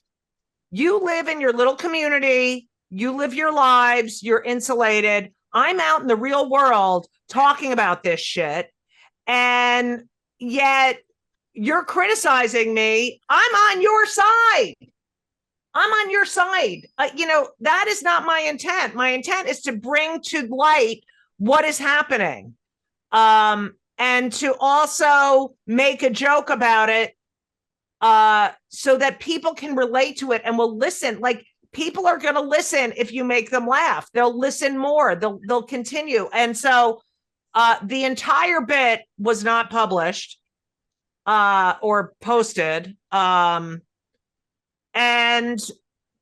yeah, the funny thing is, if there was an Orthodox woman in there who actually wore one, she'd be in the audience laughing. Right. So that's the thing. My children of Holocaust survivors and Holocaust, they love Holocaust jokes. Of course, yeah. My rule is you're not allowed to be offended on behalf of someone else. Right. They're all offended by proxy. Yeah. If I make a joke about Cubans and you're not Cuban and you're offended and you mail it, go fuck yourself. I'm sorry. Like, were the Cubans laughing at it? Yeah, then I don't want to hear it. That's my general rule. No, you guys should see how many Holocaust jokes are in just everyday TV shows and just comedy acts. Somebody said something before a comedy show here in Israel. He came from the States, and he was like, "Oh, I was told that here, the woke thing hasn't come here yet. We can pretend it's the '90s." So but here, even Israeli acts will there's this hilarious bit on a Israeli TV show where a woman remembers an old date, a bad date that she had with this guy. Where are we on time? I'm sorry to interrupt, but I might have to go shortly. Where are we time? I do too. Okay, well, I'm sorry. We're fine. I'm good for as long as you guys need to go, but I can get, for those of you who need to go sooner, I can get to some specific questions for you guys. Ellie hasn't even broken out his wig yet. I know. We haven't even met Lyle. Do you want me to get Lyle going so we can? You can get Lyle. In the meantime, I'm gonna get to some specific questions, and those of you who are able to stay longer, we'll focus all of those to you. But I've got the whole time set aside. Yeah. All right. So let me just. So yeah, and thank you for that answer, by the way, Judy. It's good to know. I didn't even finish before Avi interrupted as usual. My story wasn't finished either. Unfinished stories. This is what right. The men on the chat made the distinction for you, and it's good to know. Listen, I have had people. I get so much shit. Like, they'll write, everyone was funny on the show except for that Zionist Judy Gold. Whatever. I get people. I get off stage. They're like, "Thank you for wearing that." I get so many emails or IM DMs, wherever the fuck they're called, letters. No, I get. I was so depressed, and you were up there talking about being a proud Jew, and it made me feel so happy. People are definitely affected in a positive way by comedians who are speaking out and not afraid. But Tiffany's right. It's so, it's like when they're yelling out free. I had a whole fucking thing at one of the comedy clubs on the Upper West Side where we had to stop the show. But when they're yelling out shit, and you're like, we're at a comedy show, and if you want to go stand in front of the UN and scream, fine, but we're at a fucking comedy show, and we're all here for one reason, to laugh and stop. If you don't like what I'm saying, leave. No one told you to come to the fucking show. Yeah. You know what I'm saying, baby? Maybe that's why I'm not a stand-up comic. All right. Yeah. I'm right there with you, Judy. I'm right there with you. Especially don't let me be on my cycle too, because I will lose. I will lose. Can't mine anymore. Yeah. I'm not. Oh, you see, I'm still young. I know you're a baby. Oh, I am so sorry I'm late. We're getting Zoom bombs. We have a Zoom bomb. Sorry, guys. Sorry. What were you talking about? Oh no, somebody's no. gonna have, I don't know how to kick this. Is Israel-Palestine conflict? Oh, okay, that's a pretty easy conflict to side with. What are you guys? Where are you guys out on this whole thing? Well, where are you at it? We're curious. I think it's pretty clear what side I'm on. Is it Avi? Avi, yes. Yeah, okay. I think it's pretty clear what side I'm on. Are you with the side No. that murders babies? Yeah, the side that murders babies. Yeah. It's all, okay. Yeah, look at this just uninformed group of people. Okay. Lyle, have you globalized any good intifadas lately? We are getting so close. We're getting Their so chants, your chants are so bad. They're horrible. You need Our some, chants like, are bad. What are your chants? It's so fucking annoying. You're like whining. Yeah, it's Like, stuck in your head though. It's so ugh. What do you I hate guys? it. What are your guys' chants? What are you screaming? I want a bagel. Let's Hey. Let's you guys have eat. nothing. Shabbat Here's the shalom. thing. This is what I know is that from every year doing color war, the best chants win. That's it. You don't need to actually win a war. You just need to have the best chance. And you have It's like it's stuck in your head. such a bunch of I can't. whining. I don't know You one get- of your chants. Wait, why why are you- We have that I one. have a question. Intifada, enchilada. What Yeah. rhymes with that? You don't even have any good rhymes. Like what? Yeah, they're horrible. Listen, I want to know, like, why are you still in America? You hate it. You hate it here. Go. Why don't you go to Gaza with your people? I'm planning on it. I'm planning on going to Gaza. When? As soon as I'm able to get in right now. So I'm working on a flotilla right now with Medea Benjamin. We're trying to get in. It got stuck in Turkey, but we're close. We're close. Good. Have fun. Yeah. Can we're you bringing, FaceTime me while you're there? If I have service, I will. Oh, I'm probably- sorry. Where did cell phones? Where were they invented? Shit. Okay, I know where you're going with this. With the whole, the microchips are made in Israel, and Yeah. Okay, so here's the thing. So I only get conflict microchips that are made in African countries. So I specifically don't get the Israel ones. They have to be made with slave labor, and not made in Israel. So I've already circumvented that whole thing. So, Oh, okay. Good job. Is there like a barcode? That's Like, I know everyone Millions of people avoids the dying in Gaza. 729 barcode. Is there like a barcode that I know that I'm getting the correct conflict Yes. slave chips? There's an app now for it where you can. There's a QR code where you can check to see if you have conflict memory cards. conflict memberships. Okay. Sorry, I am on a hunger strike right now, so I'm a little loopy right now. Tiffany, you were trying to say something to this little bit of an asshole Lyle. What were you trying to say? I was just trying to say that there's a lot of people dying in the Congo right now because of the cobalt and the things that they use to make those microchips. And it's been happening for years and no one said anything. Yeah, because It's that's been not our over fight. 12 million people dead in the last 10 years. Oh, who Wait. cares? They're But it's not. not our they're, fight. You That's know. That's not our are fight. any It of has, the it has are nothing to any do of the with us. perpetrators Jewish in the Congo? No, it's not our fight. Oh, there you go. People talk about the Congo as if, but it's not our. It has nothing to do with us. No, Palestine. they don't care unless it's Palestine's Jews. a local Yeah. issue for us. Well, Lyle, how is Palestine? What does that have to do with you as opposed to Russia and Ukraine? 800,000 people have been killed. Are you guys addressing that at all or not really? Those are not real numbers. I challenge you. They're not. They're not real numbers. Oh, okay.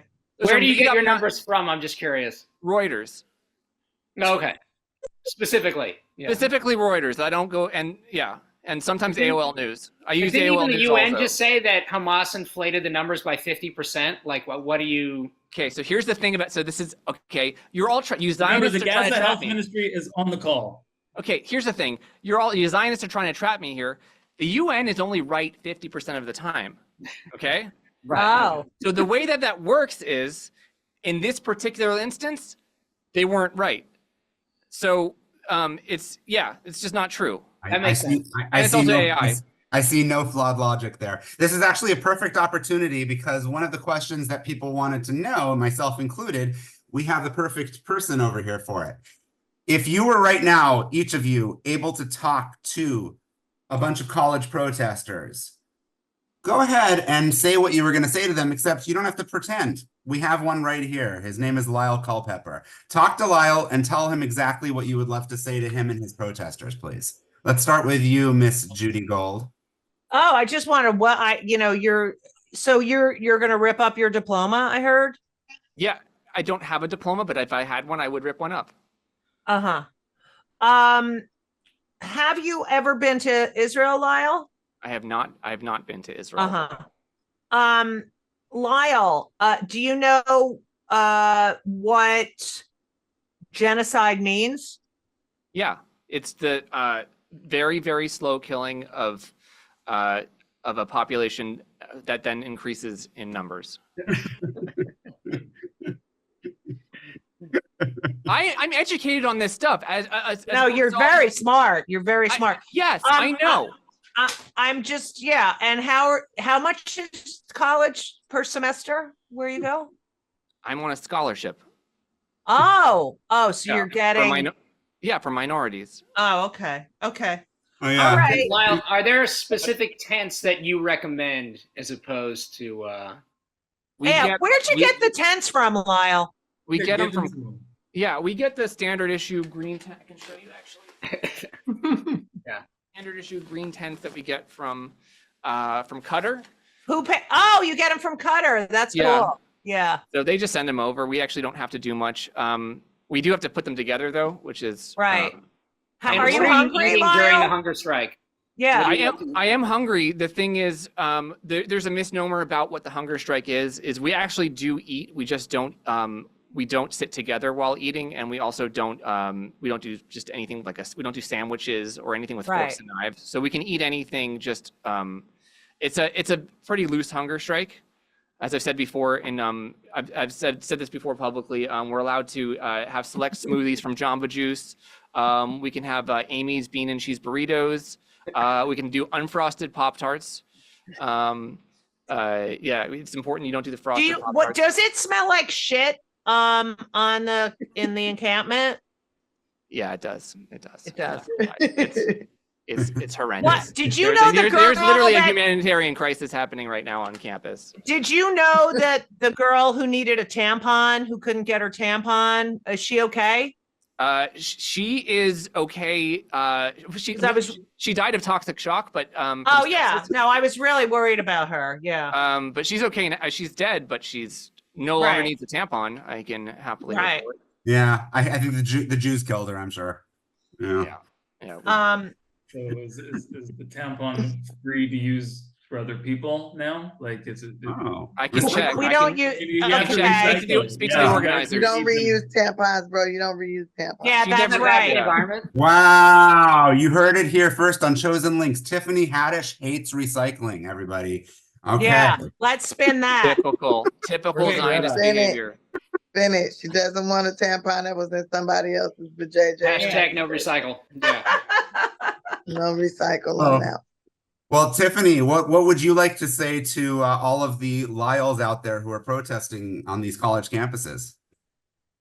I just would say that, I think there's other ways that you can protest and be way more effective. If you went to like your council member or your senator's office or Congress member's office and protested, I think that would be more effective. And if you make sure you know what you're talking about. I would write a letter to a senator if I was literate. Okay, well, instead of writing a letter, you can go to their office and yell at them in the office instead of doing it on the college campus, blocking people who worked really hard to graduate. You're blocking them from having the opportunity to graduate.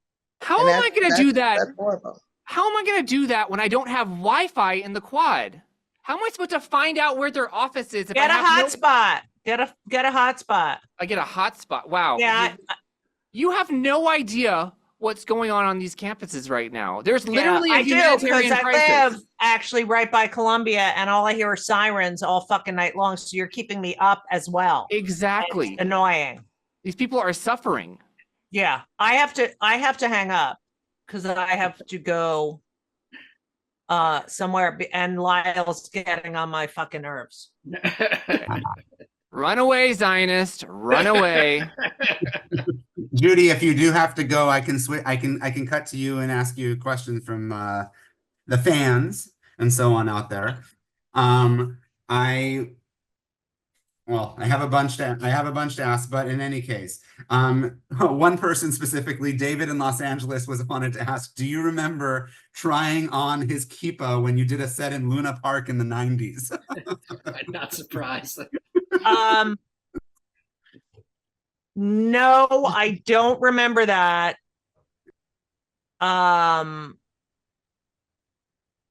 It's fine. Oh my fuck! Like, what did these people think? No, David, I don't remember trying on your K-pop. All right, but I do remember I got lice right after that gig. That was him. That was definitely him.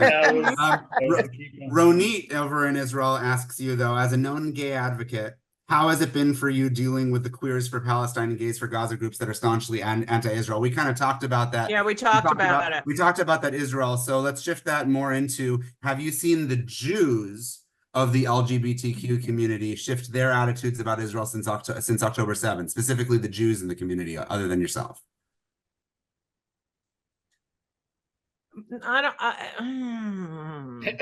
Don't want to touch it. No, I not want to talk about something. I don't think so. I think there's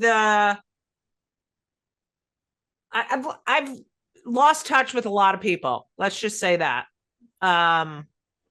And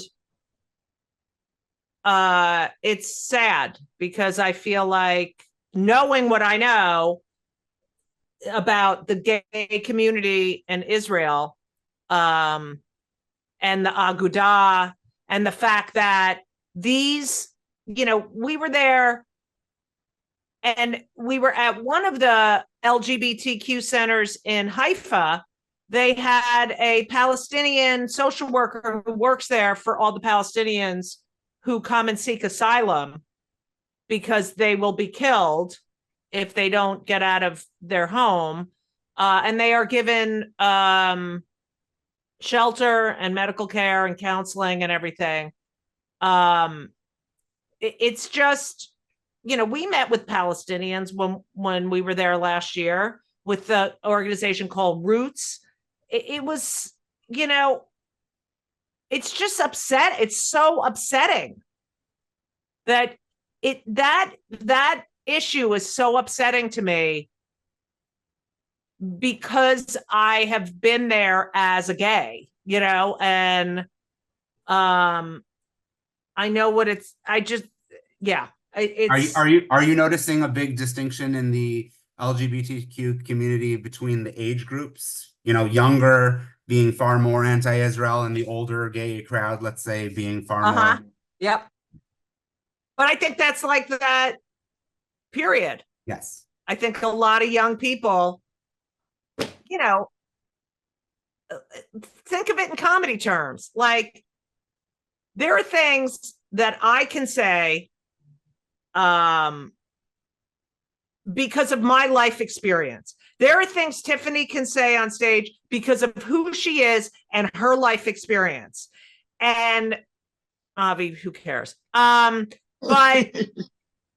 and you can't tell me I can't use that word, because that word is something that I have used since before you're fucking born, and it has a different meaning. And I lived through something, and that's why I am entitled to talk about this shit. You don't tell me what I'm not what I can and cannot talk about. It's my life. You've been here for 20 fucking years, and you're telling us what is appropriate? Try living in the world for a little bit. That's right, baby. Yeah. Oh, and of course she's promoting her little book. No, but it's just so infuriating. It's like, don't tell a comedian what they can and cannot say, especially a female comedian. Sorry, you don't tell me what's appropriate. We have the shit Tiffany and I have listened to from other comics on stage and had to follow. I can't, especially Avi. It's you would not even believe the shit we've had to follow. Yeah. Well, And life. Judy and Tiffany, do you want to ask each other any pointed questions for each other? Can I open for you? Yeah. I was gonna ask if I could open for you. Ah! I want to go on tour with her. You're fucking great, Tiffany. Thank you so much. Can I tell you one of my favorite Tiffany stories quickly? Yeah. Oh, get back to you, Yes, Avi. please. It's about Tiffany. No. Wow. I don't even know if Tiffany remembers this. Remember New Orleans? Do you know what I'm gonna get at? She doesn't. At the casino? Yeah. Tiffany had dropped by with this guy she was dating, like, this is going nowhere. I was like, I can't. She's like, I can't stand this guy. And she was like, my career sucks. I have nothing going on. And I was like, if there's one person I'm not worried about, it's you. Like, Tiffany's going to be fine. She was saying, sure enough. And we were like, me and I think and Jeremy Hotz were like talking to her, like, what are you talking about? You're going to be great. And then within like 12 seconds, gets everything. And I vow myself, that's the last time I'm encouraging anybody in this business. That story is before she blew up with Girls Trip and everything else. Yeah, like I right was out before, there filming it. Yeah, it was just very funny. So yeah, I was just like, Tiffany, you're gonna be what? Like, you're gonna be fine. So it's just very funny. But I mean, you dropped by and she was like, I can't get on stage. I'm just like, what? Yeah. Yeah. Judy and Tiffany, if you do tour together, you have a very built-in crowd that will be wanting to see you, and there's a lot of us. So I will come protest at your shows if you guys go on tour. I'll be outside every show. We'll protest at every show. Every show. That'd be great. Just gluten-free Palestine. Really Lyle, if you can pick me up one of those I love Hamas crop tops. I have a bunch of merch coming out. I'm doing pedos for Palestine now, which is coming out. Good. Oh, you have? Are you able to show us your merch? I think you're actually able to show us some of your stuff right over here. I am so late. I can't believe I'm still on this fucking thing. Okay. Yeah. We'll drop a link. You can see. You can go to the website pedosforpalestine.com. All right. Shut up, Lyle. All right. I have to say shalom because I have to go. I have a Judy, thing. thank you very, very much. Thank you. It was so nice seeing all of you. Mwah. Thanks for doing it. Thank you, Judy. Now, Tiffany, I do want to see some of Lyle's merch, and I know that Ryan has some stuff he's going to show us with Daily Brine. But Tiffany, because I don't want to get into a spot. We're pimping merch because I got some too. Wait a minute, what's going on here? I got merch hell too. Yeah! I got merch too. All of you show merch. I shared it, so you were all able to share stuff on the screen. I just don't know when people are going to jump out of this call, so I don't want to lose anybody completely. So, Tiffany, all right. Yeah. I definitely got questions for you, and I'm glad Avi got to tell his story. Now, Nate, who's a Jew of color from LA and a close friend of mine who's getting honored soon from his synagogue, he asks you, Tiffany, what is it like being a Black Jew post October 7th? He's recognizing there are 1.2 million plus Jews of colors in North America, so he and you are certainly not one in a million, but many say they have different lived experiences than random Ashkenazi Jews, like the others in this chat, presumably. So what's your experience been like? Ashkenazi. Oh. My experience has been pretty good. I mean, I find that I have lots of support. And I feel like I'm a part of a community, and that's good. So I do get a lot of backlash from people, and people saying all kind of crazy stuff and making all kind of wild threats. And I just keep note. I keep note. Oh, well, I'm glad you're able to keep level with it, because it's not easy for any of us. No, it's not. But it's life. It's like history constantly repeating itself. So. This is very true. That's what I'm noticing. It's like, oh, surprise, surprise. But this also happened 1,000 years ago. And they look just like Lloyd. Yes. Now, Ronit from Israel actually sent a message about this, hoping that you'd be on, and wants to know if your visit to Israel recently, which she thanks you for, we all do, if it brought you any closer to Judaism in any way. It definitely strengthened my relationship with God, for sure. And it was good to see, like, a lot of the things that I've read in the Torah, like in real life, in front of me, in my face. I'm standing on the site. Like, it was absolutely beautiful. And I'm very, very grateful for the whole experience. And all the cool people I got to meet too. That was super awesome. That was the best part. That's wonderful. My brother-in-law is a tour guide, does birthright trips, and tour guide in Spot. He actually had the pleasure to give a private tour to Michael Rappaport and his wife recently, who some of you probably know personally. I do not. And so Adam actually was asking for his question. My brother-in-law was asking if you guys would be open to coming to Israel. No, I did not hook up with none of the. Wait, what? You got to my second question. How'd you know? What's your number? He wanted to know, and he's married with a bunch of kids. Now he wanted to know if any of you are willing to ever be coming to Israel and perform for the troops. When Palestine is free from the river to the sea.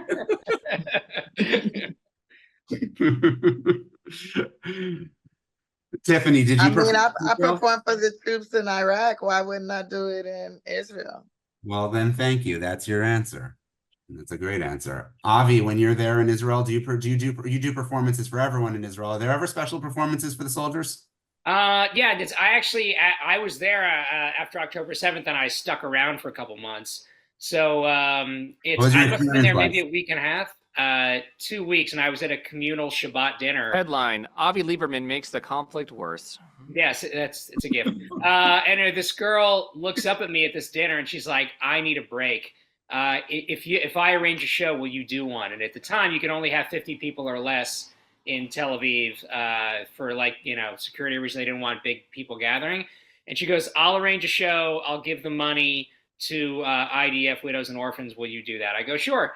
So she sold it out in 2 days, and I did it with a couple other comedians, and Yochai Sponder and Deborah Kay.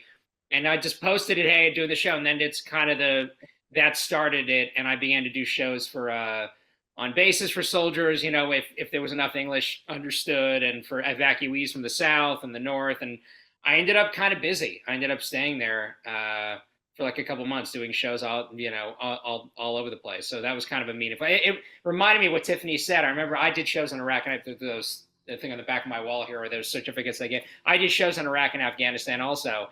And it kind of felt like that again. I was like, just seeing all the uniforms in front of you, like, it was a weird deja vu type of feeling. But it's have you incorporated any of your lived experiences from actually being in Israel October 7th, which it sounds like 3 of you here were there during that. I'd say the one thing that I did, it's because they say comedy is tragedy plus time. Well, how much on each? That's not really answered. Like what's appropriate. It's Tiffany could probably speak to this too. It's like you can make fun of things that are tragic, but you got to be sensitive to how do you do that. And I did a show in Modi'in, city there, and it's called the American Synagogue. And the rabbi said he took some flack. People would email him saying this isn't appropriate right now, but 200 people disagreed. And they said, "Listen, my son is serving in Gaza. I'm not going to let Hamas tell me what to do in terms of me living my life." And he sent me a list of units that were being served as long as your arm. But I had one joke, for example, I was on a bus and the sirens go off, and it was me and a very religious woman. And sirens go off and we kind of look at each other. We didn't know what to do because it was, so just the two of us. It was like the beginning of the route. And we walk off and we hear the boom, boom. And, she's crying. And she was very religious, so I couldn't even pat her on the back and go, "You're okay, it's fine." And then a couple weeks later, I'm in a car with a couple other comedians. We're on our way to a base to do a show for some soldiers.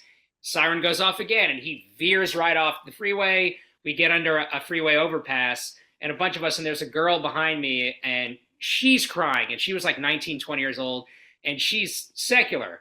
So her, I could pat on the ass and say, "You're going to be fine. It's okay."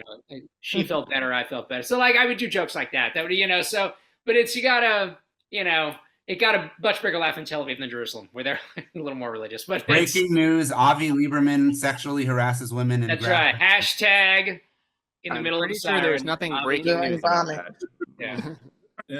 Yeah. So far he's been racist, sexist. It's a gift, yeah. Checking the boxes, Avi. You're checking the boxes. Avi, I'll take note. I have a very specific question for you, Avi, that I definitely can't miss because this is one from my wife, Addie, who knows Avi. He's probably grabbed her ass as well. So Addie wants to know, in 2010, she does follow your career. You co-hosted Bridging the Gap. Oh yeah. Are you still in touch with the Muslim comedians that you worked with on that show, and how are your interactions with them today since October 7th, if so? Yeah, I'm still in touch with Max Amini. I think Tiffany, you know Max, right? Yeah, so Max and I are still friendly. I haven't seen him as much. Ahmed, I haven't seen in a while. I'm in Move for a while, and I never really. We're still friendly. I mean, there's no issues. I just don't see them as much. Everybody's moved around and doing stuff, but no tension from any of this. Yeah, not really. No. I certainly haven't heard anything. Good. So that's I haven't really. I see Max more, I think, but it's no real issues there. So. Okay. Well, thank you. I want to get back. See, I've got questions that I didn't get to everybody, but if you have to go, I have to run. You have to go. I kind of gotta go too. I gotta get ready for this book signing. My book, my Curse with Joy just came out. Thank you. So I'm going to a book signing. We'll trade. Tiffany, I'm going to ask you then one last question, and then I'll say goodbye to you and Avi, which I very much appreciate. Taking it just a drop seriously, because a few people told me I should bring this up. So just Avi and I both play poker over the years. One of our topics we talk about. Twice recently, including just 2 nights ago, when I was over in Hollywood Park Casino, where I like to play and I have nice conversations with people. I had a second experience that I've had since October 7th. And it was unfortunately at the table with 2 Black gentlemen, just started very friendly conversations. And suddenly I'm not wearing my kippah when I'm playing, right? So no kippah on my head. And all of a sudden they just started casually talking about how and the Jews are this and the Jews are that, and the Jews are dealing with controlling the media, and the Jews are controlling the loans and the banks, and the Jews were this and that. And what I wanted to know is, I would love to just feel this is just completely isolated experiences, and that but what I wanted to know is your opinion as a Black Jewish woman who's my age, who I respect, who I love following the career of, are these just coincidental bad problems, or do we need to actually do something to bridge the gap between the Jewish community and the Black community, which feels to me like it's become more divided than ever in my lifetime? It's definitely more divided, but then at the same time, it's not. Well, it depends on like how you carry yourself, where you are in life, who you associate with, and all this. But like, I'm trying to build the gap between the two, build a bridge, bring that back together like it was in the 60s and the 70s. So, I have Shabbat dinners at my house. I invite my Black friends and my Jewish friends, and we have togetherness and have conversations about like what is going on all over the world. But we also play spades and we talk shit. It's a great time. So, I don't remember what your question was, because I'm just sticking to the positive, because this negative. I just want the invite for Shabbat at Tiffany's. That sounds amazing. I mean, it goes down, baby. The challah be good. Some of the challah have raisins in it. It be dinner good. at Tiffany's, not breakfast. Yeah. Yeah, breakfast at Tiffany's, exactly. Yes. That's wonderful. Shabbat at Tiffany's. I love it. Well, Tiffany, I know you have to go. I can't even tell you enough how much all of us on this panel appreciate you for being here and taking the time and elevating this to an even wider audience. So really, really, really appreciate your love and your perspective, and yes, your attempt to keep everything positive. Do you want to plug any of your own personal products you're about in the meantime here? Because you may as well. You're doing a book signing. Yeah, well, I'm on my way to a book signing. I'm about to do my hair and redo my makeup and get out of here and rush off to the book signing and sign books for my new book, I Curse You With Joy. It's available everywhere, even on Audible, and it's really, really good. Got some tea up in there that I'm spilling, and I am reading it out loud and with my voice, everything, no robot. And it is so good and so much fun. Everybody that has been listening to it has been saying it feels like I'm rolling in the car with them, or I'm washing dishes with them, or I'm helping them around the house, or hanging out with them on a walk or a jog. So it's good. That's fantastic. Is this a follow-up to your book, The Last Black Unicorn? Yes, that is correct. It is the follow-up to The Last Black Unicorn. Well, and it is not for children. This book is for grown-ups. It's for grown folks. No, neither is this webinar. What we're talking about is very not safe for work, so don't worry about it. You're the right audience. Yeah. Well, honestly, can't thank you enough, and Avi can't thank you enough with all the ribbing everybody gives you for bringing Judy and Tiffany to this chat. The rest of us are still going to have a lot to I'll talk hear about it from them later. Yeah. All right. No, thank you a lot. I'm ordering this right now. Yes. All right. Thank you. Don't forget to The get new our one's not Kirsty on with Audible. Joy. I couldn't find it. And, Yeah, and Avi and the other one's Tiffany, there too. and for Avi and Tiffany, before you go, and for everybody, I want to remind you that this is going to go. This has not been a live chat. This is going to go after. This is going to go online on YouTube, and it's going to be primarily on X, Facebook, and Instagram. So if you're not already, everybody on this chat, please do make sure to follow each other and me on all of those so that I can tag you and it'll go to your audiences. Okay. All right. I'm gonna run. Thanks, Boaz. Thanks, Tiffany. Gotta go. Thank Peace. you. Bye, Avi. Bye, guys. Bye, guys. Peace. Bye. Thank you. I do have to hop off as well, Yeah. unfortunately. Okay. Well, Lyle, would you like, before you have to hop off, would you like me to ask you any things that were asked of you or of? I'll do one question, but really you should be speaking to the organizers of the protest. Okay. Don't The answer organizers of the protest. All right. Well, I will tell you that there is an organization called Davis October 7th Coalition. They are UC Davis's group that's growing because of the protests there and all over the country. They won't stop messaging me. On the college campus. What am I supposed to do? They told me that they would love it if Lyle, you would show up and on one of their protests, which yes would mean I'm sure digitally magically appearing in one of their protests, but they gave a special shout out hoping that Lyle would make an appearance in one of their shout outs. I'll see what I can do. I'll see if I But a separate actual question for you, Lyle, which is, have you ever actually considered going, real question, to a protest in person? You, Lyle. I keep missing them. Me, Lyle, or me? No, you, Lyle. Oh, I go to protest. Or L.E. Staiman as Lyle would ever pull a Sacha Baron Cohen and risk life and limb.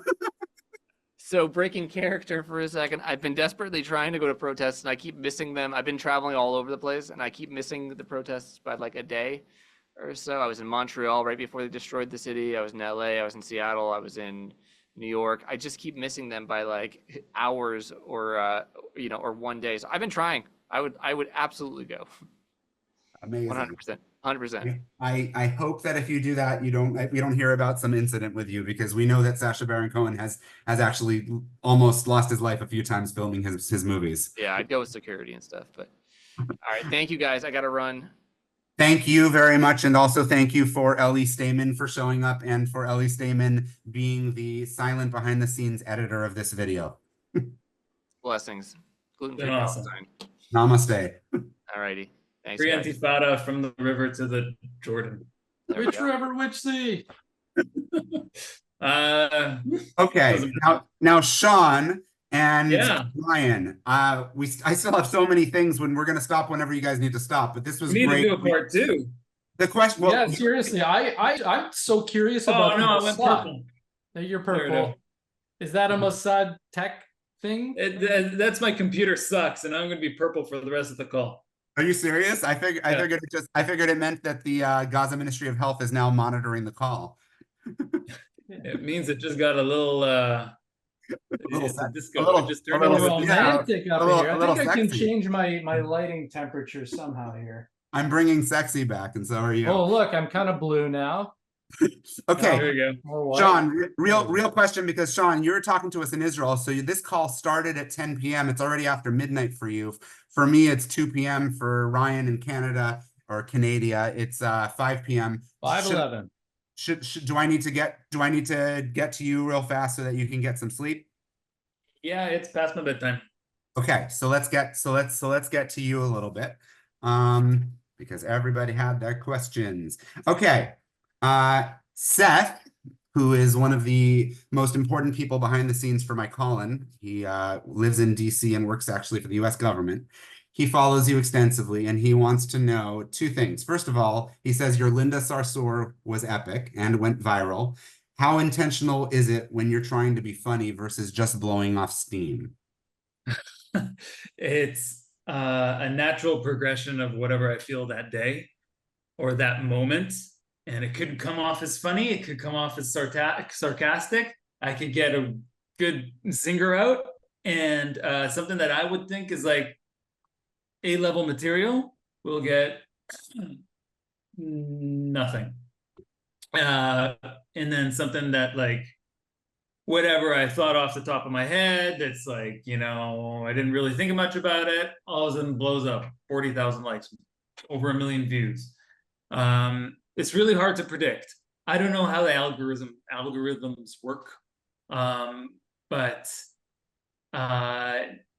nothing's really intentional. It's just whatever rolls off the mind at that very moment.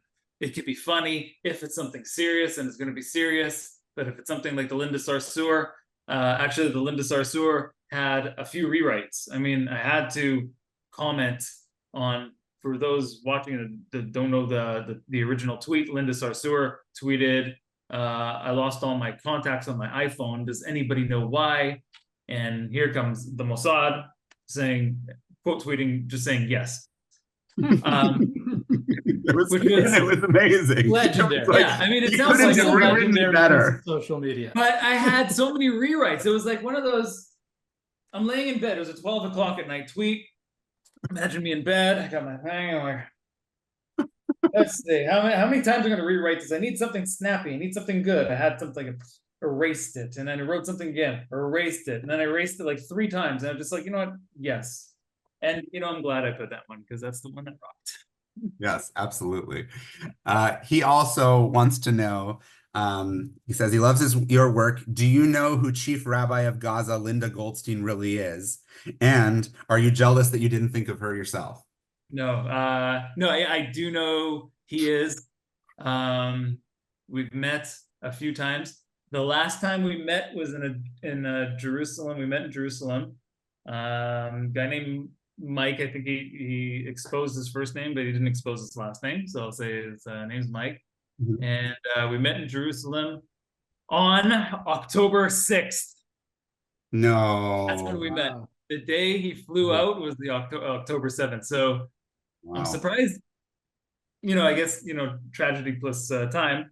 Yeah. But at the same time, like, I'm surprised he just didn't like build on that. Like, I flew out of Israel exactly flying back to Gaza on October 7th, but that's exactly what happened. I remember he texted us from the airport when the whole thing was going on. So yes, I do know who he is. A very funny person. We do some shticks behind the scenes. He had an amazing troll where he actually got Francesca Albanese to communicate, like him as Rabbi Gold, Rabbi Linda, saying, I want to speak at your, I want you to speak at my synagogue, at my congregation in Gaza. And she requested, like, Francesca Albanese requested an honoraria. And now she's under investigation because they're not supposed to be accepting money. So it's like, this guy's a genius. Am I upset that I didn't think of it before? No, I have enough parody things on my that I thought of. I'm happy with them, and I'm happy to team up and collaborate with other parodies. So it's. Did you two notice the? You probably did, because you guys are both online more than I am. But did you notice? I want to say it's Ido Halbany that did that, where he took. It was somebody online, and I hope I'm not misquoting who essentially was selling merchandise to pro-Palestinian protesters. You saw this, right? For a while. And then he sent it to me. He came clean online, and he showed his receipt that he took all the money and he donated it to the IDF. I mean, that's a fucking great troll. Pure genius.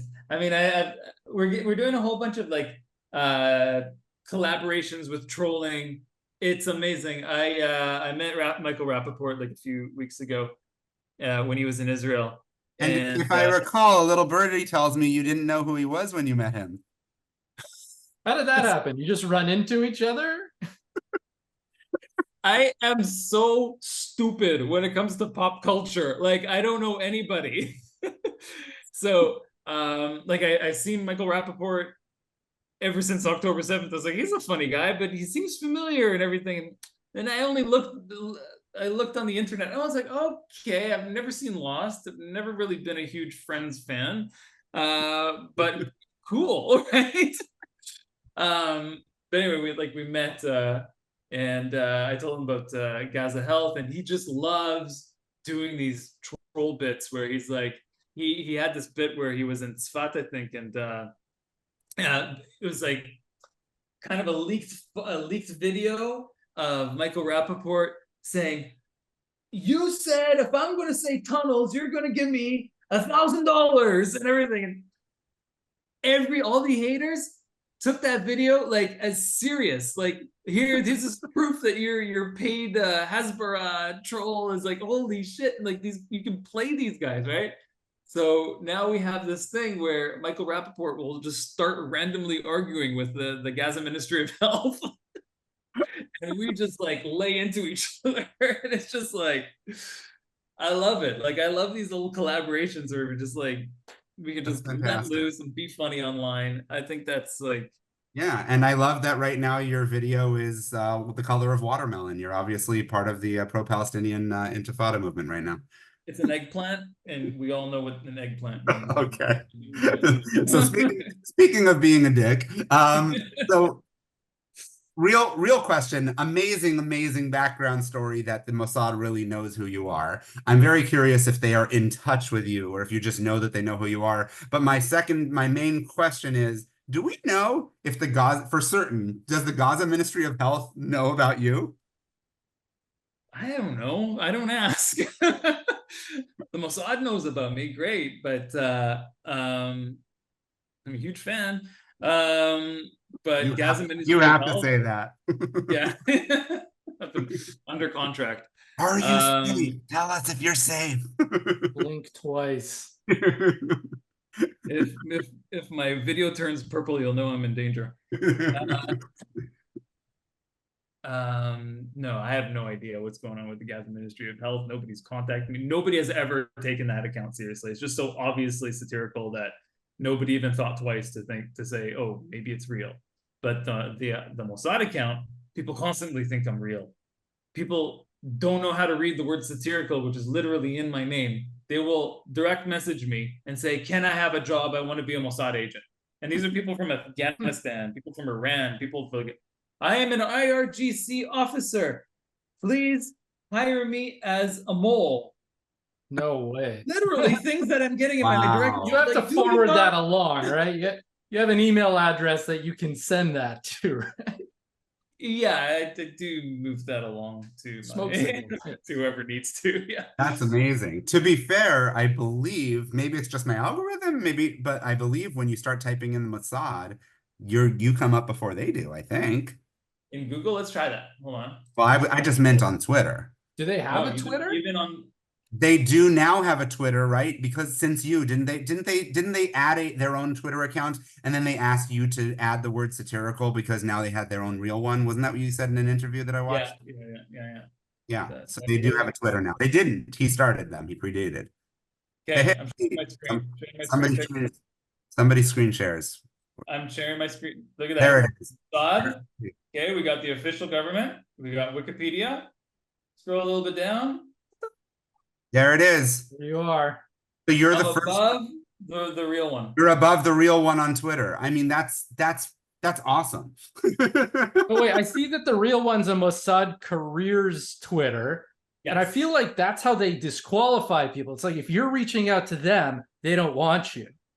So yeah, so this one opened in 2019 and 2018. They only put like advertisements for careers, and the last tweet was in September 20th, 2020. Wow. This is the official Mossad account. That is not a well cultivated account. If their last tweet was basically them saying that they're responsible for COVID. Wow. That's pretty ridiculous. And there's no blue check mark. Because they never did that. They had a blue check mark when it meant something. Listen, it costs $20 a month now. You think they're made of money? Yeah. Oh goodness! Wow. So, and if you, it was actually kind of cool that they gave me a heads up like the day before they're going to open the Twitter, the real Mossad. And actually, if you go look at their followers, I am their first follower. No, that's amazing. And you also have about some exponential number of followers than they do. Yeah, I think you have about 600,000 and they have, yeah, there you go. There you go. Isn't the real Mossad so cute? Not shabby, not shabby. Look, I looked at Ellie David, who I also met, and really amazing to meet all these like people who just like collaborate, and we have an excellent community and everything. But Do you wanna show us, since you're screen sharing, do you want to show us your favorite Mossad tweet and your favorite GazaHealth tweet? I can't. I mean, the Linda Sarsour might be the winner for the Mossad one. Did you guys see the Eretz Nehederet? This is a brilliant. Oh, so this is good. just for Lyle. This is brilliant. Oh yes, this is from Eretz. Eretz Nehederet. It's like Nehederet. Israeli Saturday Night Oh Live. my god. Yes, They've been fantastic through the whole. yes, they did that amazing sketch with Michael Rappaport. Yes, with the Three Wise Men. That was amazing. Yeah, no, the Oscars. this one is great as well. No, Yeah. that's fantastic. Yeah, Shawn, you do. I mean, it's awesome what you're doing, and it predates October 7th. It really is awesome. It's been a pleasure becoming your friend during this. Yeah. I know that you are 12:30 in the morning your time. Do I have anything else I need to get to you specifically? I guess the last question that was pointed at you specifically was, how do you decide which account you choose to utilize for a story? Some crazy shit happens that day. How do you decide which account is the better one to deal with for it? Or do you just try to use both every day? Do you come home and you're like, I need to tweet something from this one and something from this one? What's your process? It's actually results from these WhatsApp communities or influencer communities that that I'm very fortunate to be a part of, as well as Telegram accounts. So people share stories all the time. People are I'm in a WhatsApp group with like, you know, representatives from the IDF, Israel police, Kogats, and official sources. And the first place I go to are official sources, because, you know, I don't want any of that, you know, second level material, right? I don't want commentary on material. I need to take that original material and make it my own. So that's where I get most of my stuff. And we share, like, there's these communities on WhatsApp are amazing. Like, it's like October 7th has brought so many people like us together to fight together against this, you know, common enemy, right? And you just, like, everyone wants to help, and so they're constantly bringing in new information, and we have a new guy that I met last week, who all he does on the internet is just fact check people, and that is something I was really missing from all of this, because, you know, the people on the other side, they'll share bullshit without, you know, they know that they're sharing lies. I mean, they're the ones that doctored the pictures in the first place, right? And that's like how they operate. They will first share the lie and get the, you know, the million shares, whatever they need to get, and then, you know, community notes will tell them that they're wrong or something. Like, that's the way they operate. But our side's different, because, you know, we don't want to tell any non-truths, and if something comes out that is inaccurate, well, we'll either take it down, we'll own up to it. Like, I think we want the truth to be out there. So, like, we got this guy, all he does is fact check people, and he'll fact check people on both sides of the argument too. He has no problem, but, like, he's on our side, he's Israeli, and he does an excellent job. So, like, now we know that the stuff that we're sharing is accurate as it can be, and fresh off the presses, and because I put my unique spin on the things that I share, then it has my own flavor to it. So that's where I get my stuff. I don't know if you follow him, but I will tell you somebody who is absolutely fantastic is I don't know if this really shows there, but Shayan Sardarizadeh. He is amazing. He is the BBC fact checker, and unlike most places that I've seen, and unlike just about anybody else who works for the BBC, he is constantly out there in his account, and I've shared his work fact checking whatever's out there. And yes, sometimes that means he's called out stuff that's been inaccurate on our side. But man, there's been so much stuff that he's pointed out that's been inaccurate on the other side. So he's a fantastic person to follow, kind of like how I like following Gil Hoffman stuff with Honest Reporting. He's actually here in LA local this week. And all the Hillel and New York stuff for the UN. So it's good to have people out there that are checking stuff. And I appreciate the ones that check stuff and call us out on stuff when things are incorrect as well on our own side. We don't want to be putting out bullshit just to suit our needs. At least I don't want to. Yeah, you know what? I'm actually, because I talked about him, I'm going to share I have my purple screen here, but that's the guy. His name's Lyle. Thank you. I appreciate it. I will add him. Thank you for that. He's amazing. I met him last week, and he tells very matter-of-factly, like, here, no, this is not correct. The problem is, a lot of people, they don't like to be corrected. It's human nature not to like to be corrected. So he's had a lot of friendlies block him because he doesn't they don't get that he's trying to help. But if he comes along and he fact checks people, then it's coming from a good place. He just wants accurate information to be out there. So we need people like that. No, I'm glad we plugged some good people over here. Well, are there any last things you wanted to say, or you wanted to ask Ryan, or Ryan you wanted to ask Shawn before you go and Ryan and I finish up talking about the Daily Brine? Yeah. No, I don't really have any questions. I mean, it was a good 2.5 hours. It's not like it wasn't. And yes. I'm just like pooped by now. So yes, good luck.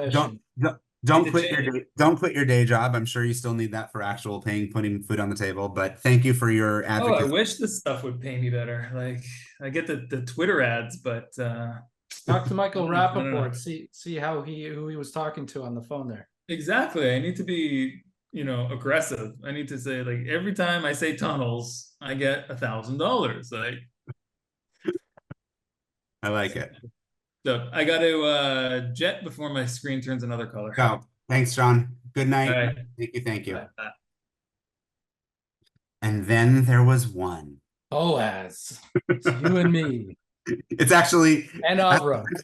As great as it is to talk to Shawn, it's actually, I didn't know until he left how much I appreciate losing that color purple on the screen. It was starting to, I think, give me a little bit of epilepsy. It was harsh.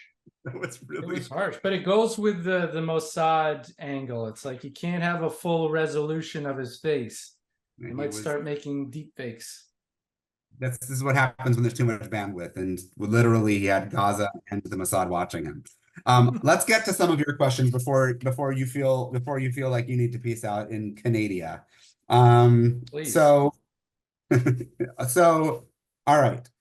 We've talked about comparing it in terms of the Onion. Have you heard from anyone at the Onion or the Babylon Bee about you and your brother's work? Have they so like the Onion has staff and they have freelancers. So I've heard from some of the freelancers who've sent me their stuff. We're not quite set up to start working with other writers right now, but it's in the works, and it's just fantastic to hear that we're resonating in that way with like high-level satire writers, that they're coming to us like that. So we've heard from some people who've done freelance work like that.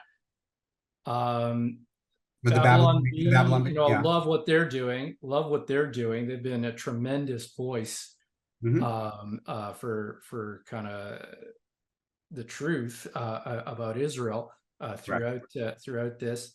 Haven't heard directly from them. some of their headlines, we end up thinking up the very same idea. So I guess that's great minds thinking alike. Yeah. But they're doing great work. You and your brother is pie chart me. Who's writing the comedy material? So Eric's the more professional comedy writer. He's Second City trained. He's done this. He knows it. He knows it in and out. I just, I've done sketch comedy. I've done a lot of satire writing, but I go more by instinct than training and experience. So he writes about half of our headlines, but all of them bangers, all of them amazing.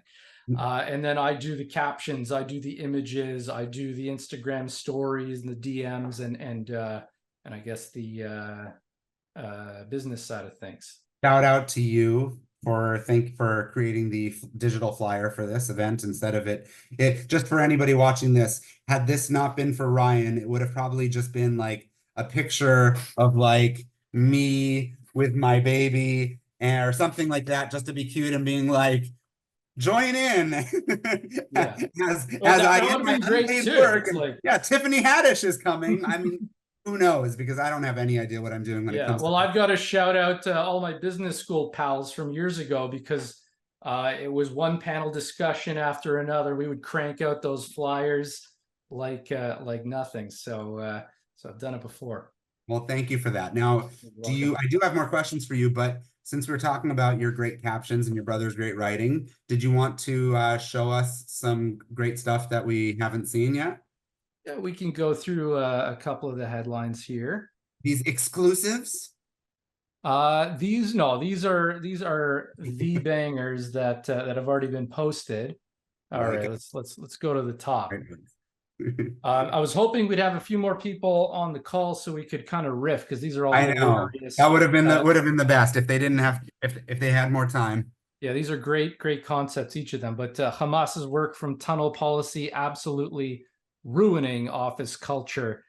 They'd much rather be working from hospital, working from children's school, working from. Trust me, I've had my laugh seeing these. I've seen these and I've shared many of these myself. So you've already gotten lots of laughter from me out of these. Yeah, man. Hamas insists tunnel system used for totally legitimate civilian tunnel stuff. What kind of tunnel stuff are they getting up to in those? This one, I don't know if it's been shared yet by me, but it's already been saved to share. It's so good. This is what you do so well, is it's current, up to date, in the news stuff in its own way where people wouldn't think of it. You've been fine-tuning it so well. The whole idea about the numbers and coming up with an this is Eric at his best, because it just bravo. In one line it says so much, and you don't even need to think. You just need to read it and understand the hypocrisy that's going on in the narrative. No, that's great. Okay, so this is dark. This is a dark one. I showed that to Addie, and she was like, "Oh," it's like, "Whoa!" But it's Mel Brooks is the one who said we could do this stuff.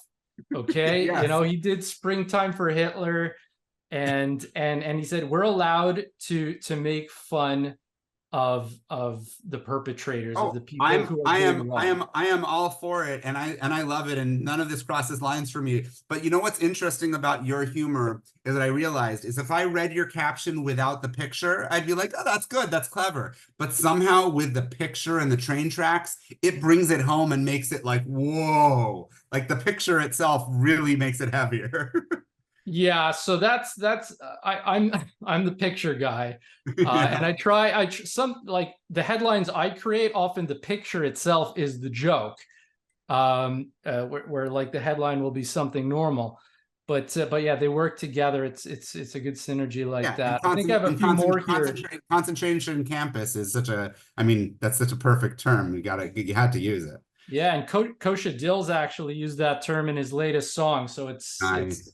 It struck a chord, this dark idea. But Jewish students on campus don't feel safe. No, that's they definitely don't. And bringing the last 10 seconds you said brings me to both of the other panels I already have in the works, which is, well, no, that's a bit of a lie. With one of them, which is college students, including Columbia college students. We'll be talking to all of them about how they feel. And the other one that I was thinking of, I haven't started setting up, but in my mind, if this panel went well about comedy, I thought that a great future panel, and I think I can feel good about this panel today, would be instead of talking to comedians, we'd be talking to musicians using their work for that. So you mentioned Kosha Dills, Ari Lesser. I have some good people there that I'd be ready to sort of put together. Macklemore will not be invited. No, David Draymond's been a great voice. David Draymond Honest Yahoo would be a good get. I would agree. I would agree if I could get to these people. I can fully agree. No, that's fantastic. Now you want to show us one more, and then I'm going to get to. Yeah, I think let me choose a good one. Let me choose one that just like takes it to it's funny even just seeing you run through them. Yeah, here we go. Yes.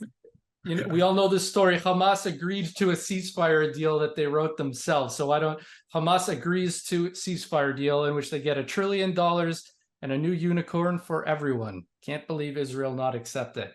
Yeah, the problem with your stuff is you put out so much and I can't share it all, but I end up ultimately, have I had a column where I haven't shared minimally 2 of yours that you remember? No, and I appreciate it. Like, first of all, what you're doing, chosen links, is what we need, because people can't be on social media all day. It's too much, especially with this subject matter.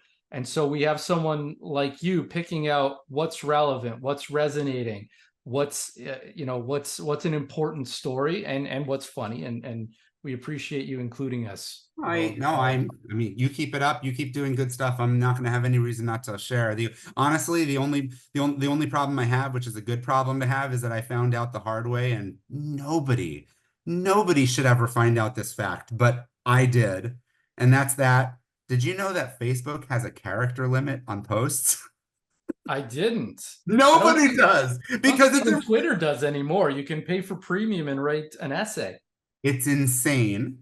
But I found out the hard way that Facebook posts cap out, and I want to say it's 63,000 and some odd number, like 63,206, some random number where it says you've reached your character limit. And my stuff is so fucking long that I have hit that character limit now 4 times in a row. I have so much material waiting to go because now I'm trying to give my wife some part of me instead of just shutting her out from my life and being a crazy advocate who doesn't have a family life. So there's a war. Yeah, there's a war. Exactly. She needs to understand. No, so at the end of the day, instead of doing this every week, I've now cut down. So now it's like every 2-ish weeks. As a result, I have enough material waiting to post that's already going to hit not 1, but 2.5 full character limits, AKA I'm literally going to have to edit to decide what's going to make it this next time, again, with more than material left over that I can't even fit. So it's crazy, and I'm crazy, but the whole point is I find good stuff that I want there to be out there, and I'm not going to be like, it's been a while, I'll delete it, unless it's literally like been disproven since then. If I thought it was good a month ago, I'm still going to share it and say this is from a month ago. So your stuff is going to always be in there, because the truth is, and the reason that I'm starting with this panel before any other panel, including musician ones, is that there is a dearth in the amount of comedy advocacy for Israel and Judaism. And that's why I was doing this first. There is still could be more with music for sure. And there still could always be more with just people writing interesting essays and people doing good videos. But there's really, we could probably in this panel have asked a question and say, name everybody who's doing humor on these topics. And I'm pretty sure we'd be able to come up with everybody right then and there. And that's sad. That shows how few there are. Because it should especially because of how deep humor is in Jewish culture. Like every Jew is a satirist, every Jew is a comedian. You sit around a Seder table and it's just kibitzing, it's jokes going back and forth the whole night. And that's one of the most beautiful things about being a Jew. So I mean, it's a dark time and it's a dark subject, but we shouldn't be afraid to be funny about it. I agree. I think this was a great first panel for us to have on this. I think it's fantastic. And I'm sure there are going to be people who have the patience, the same people who have no patience to read my stuff because it's 63,000 characters and it will take you hours to actually, well, it'll take you about maybe 30 minutes to read the whole thing, but it'll take you hours and hours if you read the whole thing and click all the links, right? Which is, both are goals. People can do it how they want. But the same people who are willing to read it all are the same people that are going to be willing to watch a 3-hour webinar here, right? And then there's going to be, thankfully, Ellie is going to chop it down also into parts that are going to be more Instagrammable. And then let's get a little sizzle reel going, you know? Sizzle reel, and then we're going to have stuff that's, exactly. So we'll have stuff catered for both sides. And this is going to be a vicious cycle because this is going to be one of my chosen links, and then I get to write about it. So you see, it's going to work its way in there a few times. No, but honestly, like, we covered such amazing stuff, and everyone had such great insights. Judy Gold, Tiffany Haddish, Lyle with his Michigas. People are going to love this. Thank you for making sure to remind us that Lyle, you reminded us that Lyle needed to get his ass in there, and everybody enjoyed riffing off of there. Tiffany came on the conversation a little late, so she looked a little bit confused by that part because the rest of us had been prepped before when this was starting, that like Lyle came on later. She came on late, so she wasn't part of the prep, so I think she might have been a little thrown off of what am I supposed to do with this? But she was fantastic. Man, I appreciate it. And I don't blame her for wanting to stay positive. She wanted to redirect it to positive energy. And I got nothing but love for that. And there's my wife, Addie, who can wave in the background as we're finishing off. But yeah, this is, I want to make sure that that you, who I appreciate so much for everything, that if there's any questions left that were asked for you specifically. Oh, do you get people thinking ever that your obviously satirical Onion and Babylon Bee type stories are real? We do sometimes, although I'm pretty careful because I don't want to get in trouble with that kind of thing. And the Instagram, they're always banning Jewish creators, so I always put a disclaimer saying that we're satire. But one notable one was AOC came to visit the encampment at Columbia, and there's a video of her like having a small meeting and shaking hands and talking to people. And we put the headline, AOC starts meeting with encampment by asking everyone to list one thing they hate about Jews. Yes, I do remember that. I might have that we shared. Yeah, it's just like, and did people buy it? It's obviously ridiculous, but people responded in the comments. I can't believe, on both sides. Yeah. Saying like, I can't believe she would do such a thing. It just goes to show, and this and that. And then other people saying, well, of course, she would say something like that. And people not getting that it's satirical, sharing it, saying, look at this Zionist propaganda. They're putting out lies, but it's obviously a joke. If you don't think it's obviously a joke, you must think there's an element of truth to it.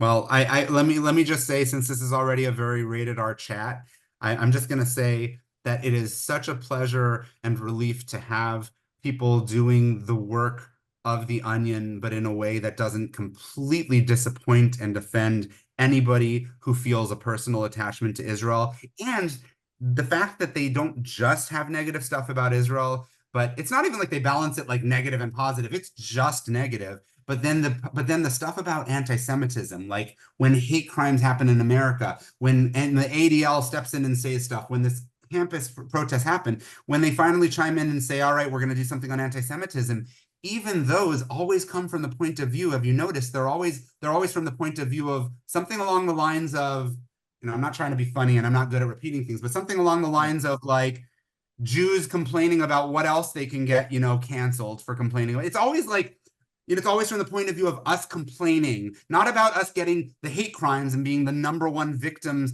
of hate crimes in the entire country per the FBI. But no, it's about us making it about us. And that's always their point of view. So it's so disappointing. I have their books. I still have their books. I still have their book, which has on the cover, right here. Yeah. We'll have, no, this is the complete far side. Never mind. It's great. No. Wow. I never knew they put that all in one book. That's amazing. But I still have the Onion stuff, and their stuff. Oh my God. Their stuff is so fucking clever, and it's really disappointing. You know, it's really disappointing. Well, now they're under new ownership, so hopefully. I hope so. Hopefully things change. You've got stuff like the top one over here. That's just brilliant. World's largest metaphor hits iceberg. A story about the Titanic. It's fucking brilliant. But you know what? You're the great granddaddy of this. Fuck you now. Fuck you to the Onion right now, because you've completely abandoned anybody out there who even mildly cares about anti-Semitism, which obviously is sad. And I hope the new ownership is a bit of a sea change. When was their new ownership? Like 2 weeks ago, literally. Okay. Please, if you're watching this and you're the new ownership, realize that you have so lost people who consider themselves even liberal Zionists. It's just sad as hell.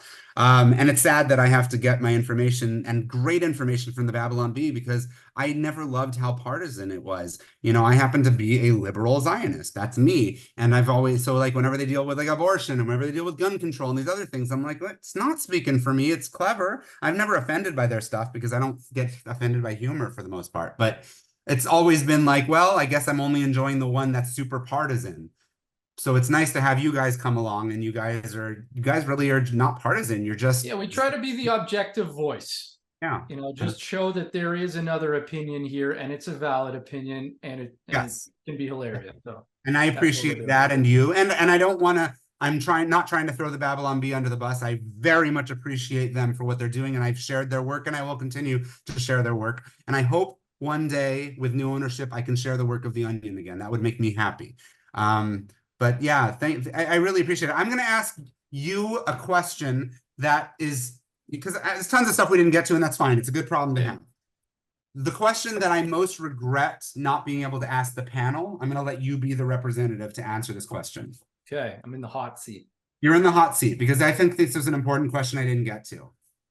My whole thing with my chosen links is me trying to share stuff from all over the place, right? So I'm sharing stuff on YouTube, and I'm sharing stuff on Instagram and Twitter/X. I'm never going to get over that. It's always going to be Twitter first, and Facebook, right? So I'm sharing all of these. What's notably missing from what I did, from that list? TikTok. I have never, ever, and I don't plan to share anything from TikTok, because I don't want people to use their platform, because they are, unlike the other ones, they're actually removing good content. There's enough proof out there that they're destabilizing the Zionist movement as much as they can. It's not just an algorithm problem. So that's been my own personal choice. Now, I don't know if it's the right choice or the wrong choice. Maybe it's the wrong choice. Maybe I should be trying to add more pro content in by me sharing TikTok stuff. At least I'd be helping those algorithms on there. But because it's not an honest algorithm, I choose not to. My question for the panel was going to be, and I'll ask you, is should people who are advocating for Israel, whether humorous or not, should they be using TikTok as a platform, because at least it will get more of it? Okay, some of it will be removed, but at least it does get more of it get on there. So at least then, or should they not be doing it because it's like, fuck you, TikTok? I'd say the people who have the time should be using it, because, you know, we need to explore all avenues to tell our story and to get the truth out there. But that being said, like, if you have to pick and choose your battles, focus where you have the most impact, which will be platforms that'll actually platform you. But like, I gotta say, TikTok is a cesspool. It's like you can feel your brain melting just being on there. And I don't even mean from the anti-Semitism, but just the way it's laid out. It's like the crack of social media. It's really brutal. It's hard to use. I personally don't like it, but you know, unnecessary. You see added value in those who have accounts. The people who have the time, the people who are full time at this, the people who are professionals need to be on there. But it's the worst of the bunch. Okay. Well, thank you for addressing that, because I thought that was a really important question to bring into it. Listen, any last things you want to say or answer that I didn't ask you, or ask me, or anything before we go? Yeah, just that, like, I'm looking forward to when the comedy is not about the war, and that hopefully we reach a situation of some form of peace, and we can be making jokes about funny stuff, not just dark gallows humor. Does that mean that you That's and your my brother, goal. does that mean you and your brother are planning on continuing even in a time of peace? 100%. Just the Right. response we've gotten from Jewish and non-Jewish people, it brightens their day, makes them feel more confident. For the Jewish people, it makes them feel, happy and pumped up to be a Jew and to be an Israeli. And we want to keep that going. So why not? Amen. And yeah, what you and all of you guys that were together on the panel do is you help the rest of us feel seen. It sounds very cliched, but I mean that because there's few things, I don't like being hyperbolic, but there are few things in life more lonely than feeling like you are having worries and fears and anxiety and depressed thoughts that are not really being validated by those around you. It's one of the most isolating feelings there are. Yeah. And it's therefore fantastic to have comedy to raise our spirits, but just to have people who are advocating on our behalf that speak for us, it makes us feel seen. And it's so important to help. And that's the purpose of what I'm doing, is to help people's algorithms and help people read good things, but it's also to help other people. What helps me feel seen should help somebody else feel seen too. And that's a goal. So I want to thank you and your brother, who we didn't have the pleasure of meeting, for your new friendship. We'll get him on the next one. We'll get him on the next one, and I'll say he's your twin who cannibalized you in the womb. Thank you very much. This was a fantastic session for everybody. For everybody who is still watching at this point and who's watching the full version, which is probably going to be people who have long commutes listening to it, and retirees. Those are probably the people who watch the entire 3 hours. Really appreciate you for watching. Please, this is not something that, in the case of Ryan and myself, that we do for even 1 red cent. We do this purely not as our day jobs. He is in real estate, his brother is an attorney, and I am a registered nurse. So please remember we really do all appreciate feedback, for all the hate and hecklers and trolls out there. All of us really do thrive on hearing from people. I can't tell you how much of a difference it makes me when my friends, each time I publish something every week or two, say to me, "That was great, I really appreciate it," or even just like a love symbol, as opposed to people who don't say anything. It's nice because there's a lot of negative energy out there. And for everybody watching, if you can please follow on all of the different platforms, not because of a financial gain, but just because it helps build the algorithm and gets other people to hopefully see it on your network. So if you liked this, please do follow here on YouTube, on Twitter/X, on Facebook, where I post most of my things, and then Instagram, where we're certainly going to also post this and start utilizing a little bit more. So thank you very much to everybody. And thank you to you very much, Ryan, for all of your time. Thank you so much. Be well. Peace out.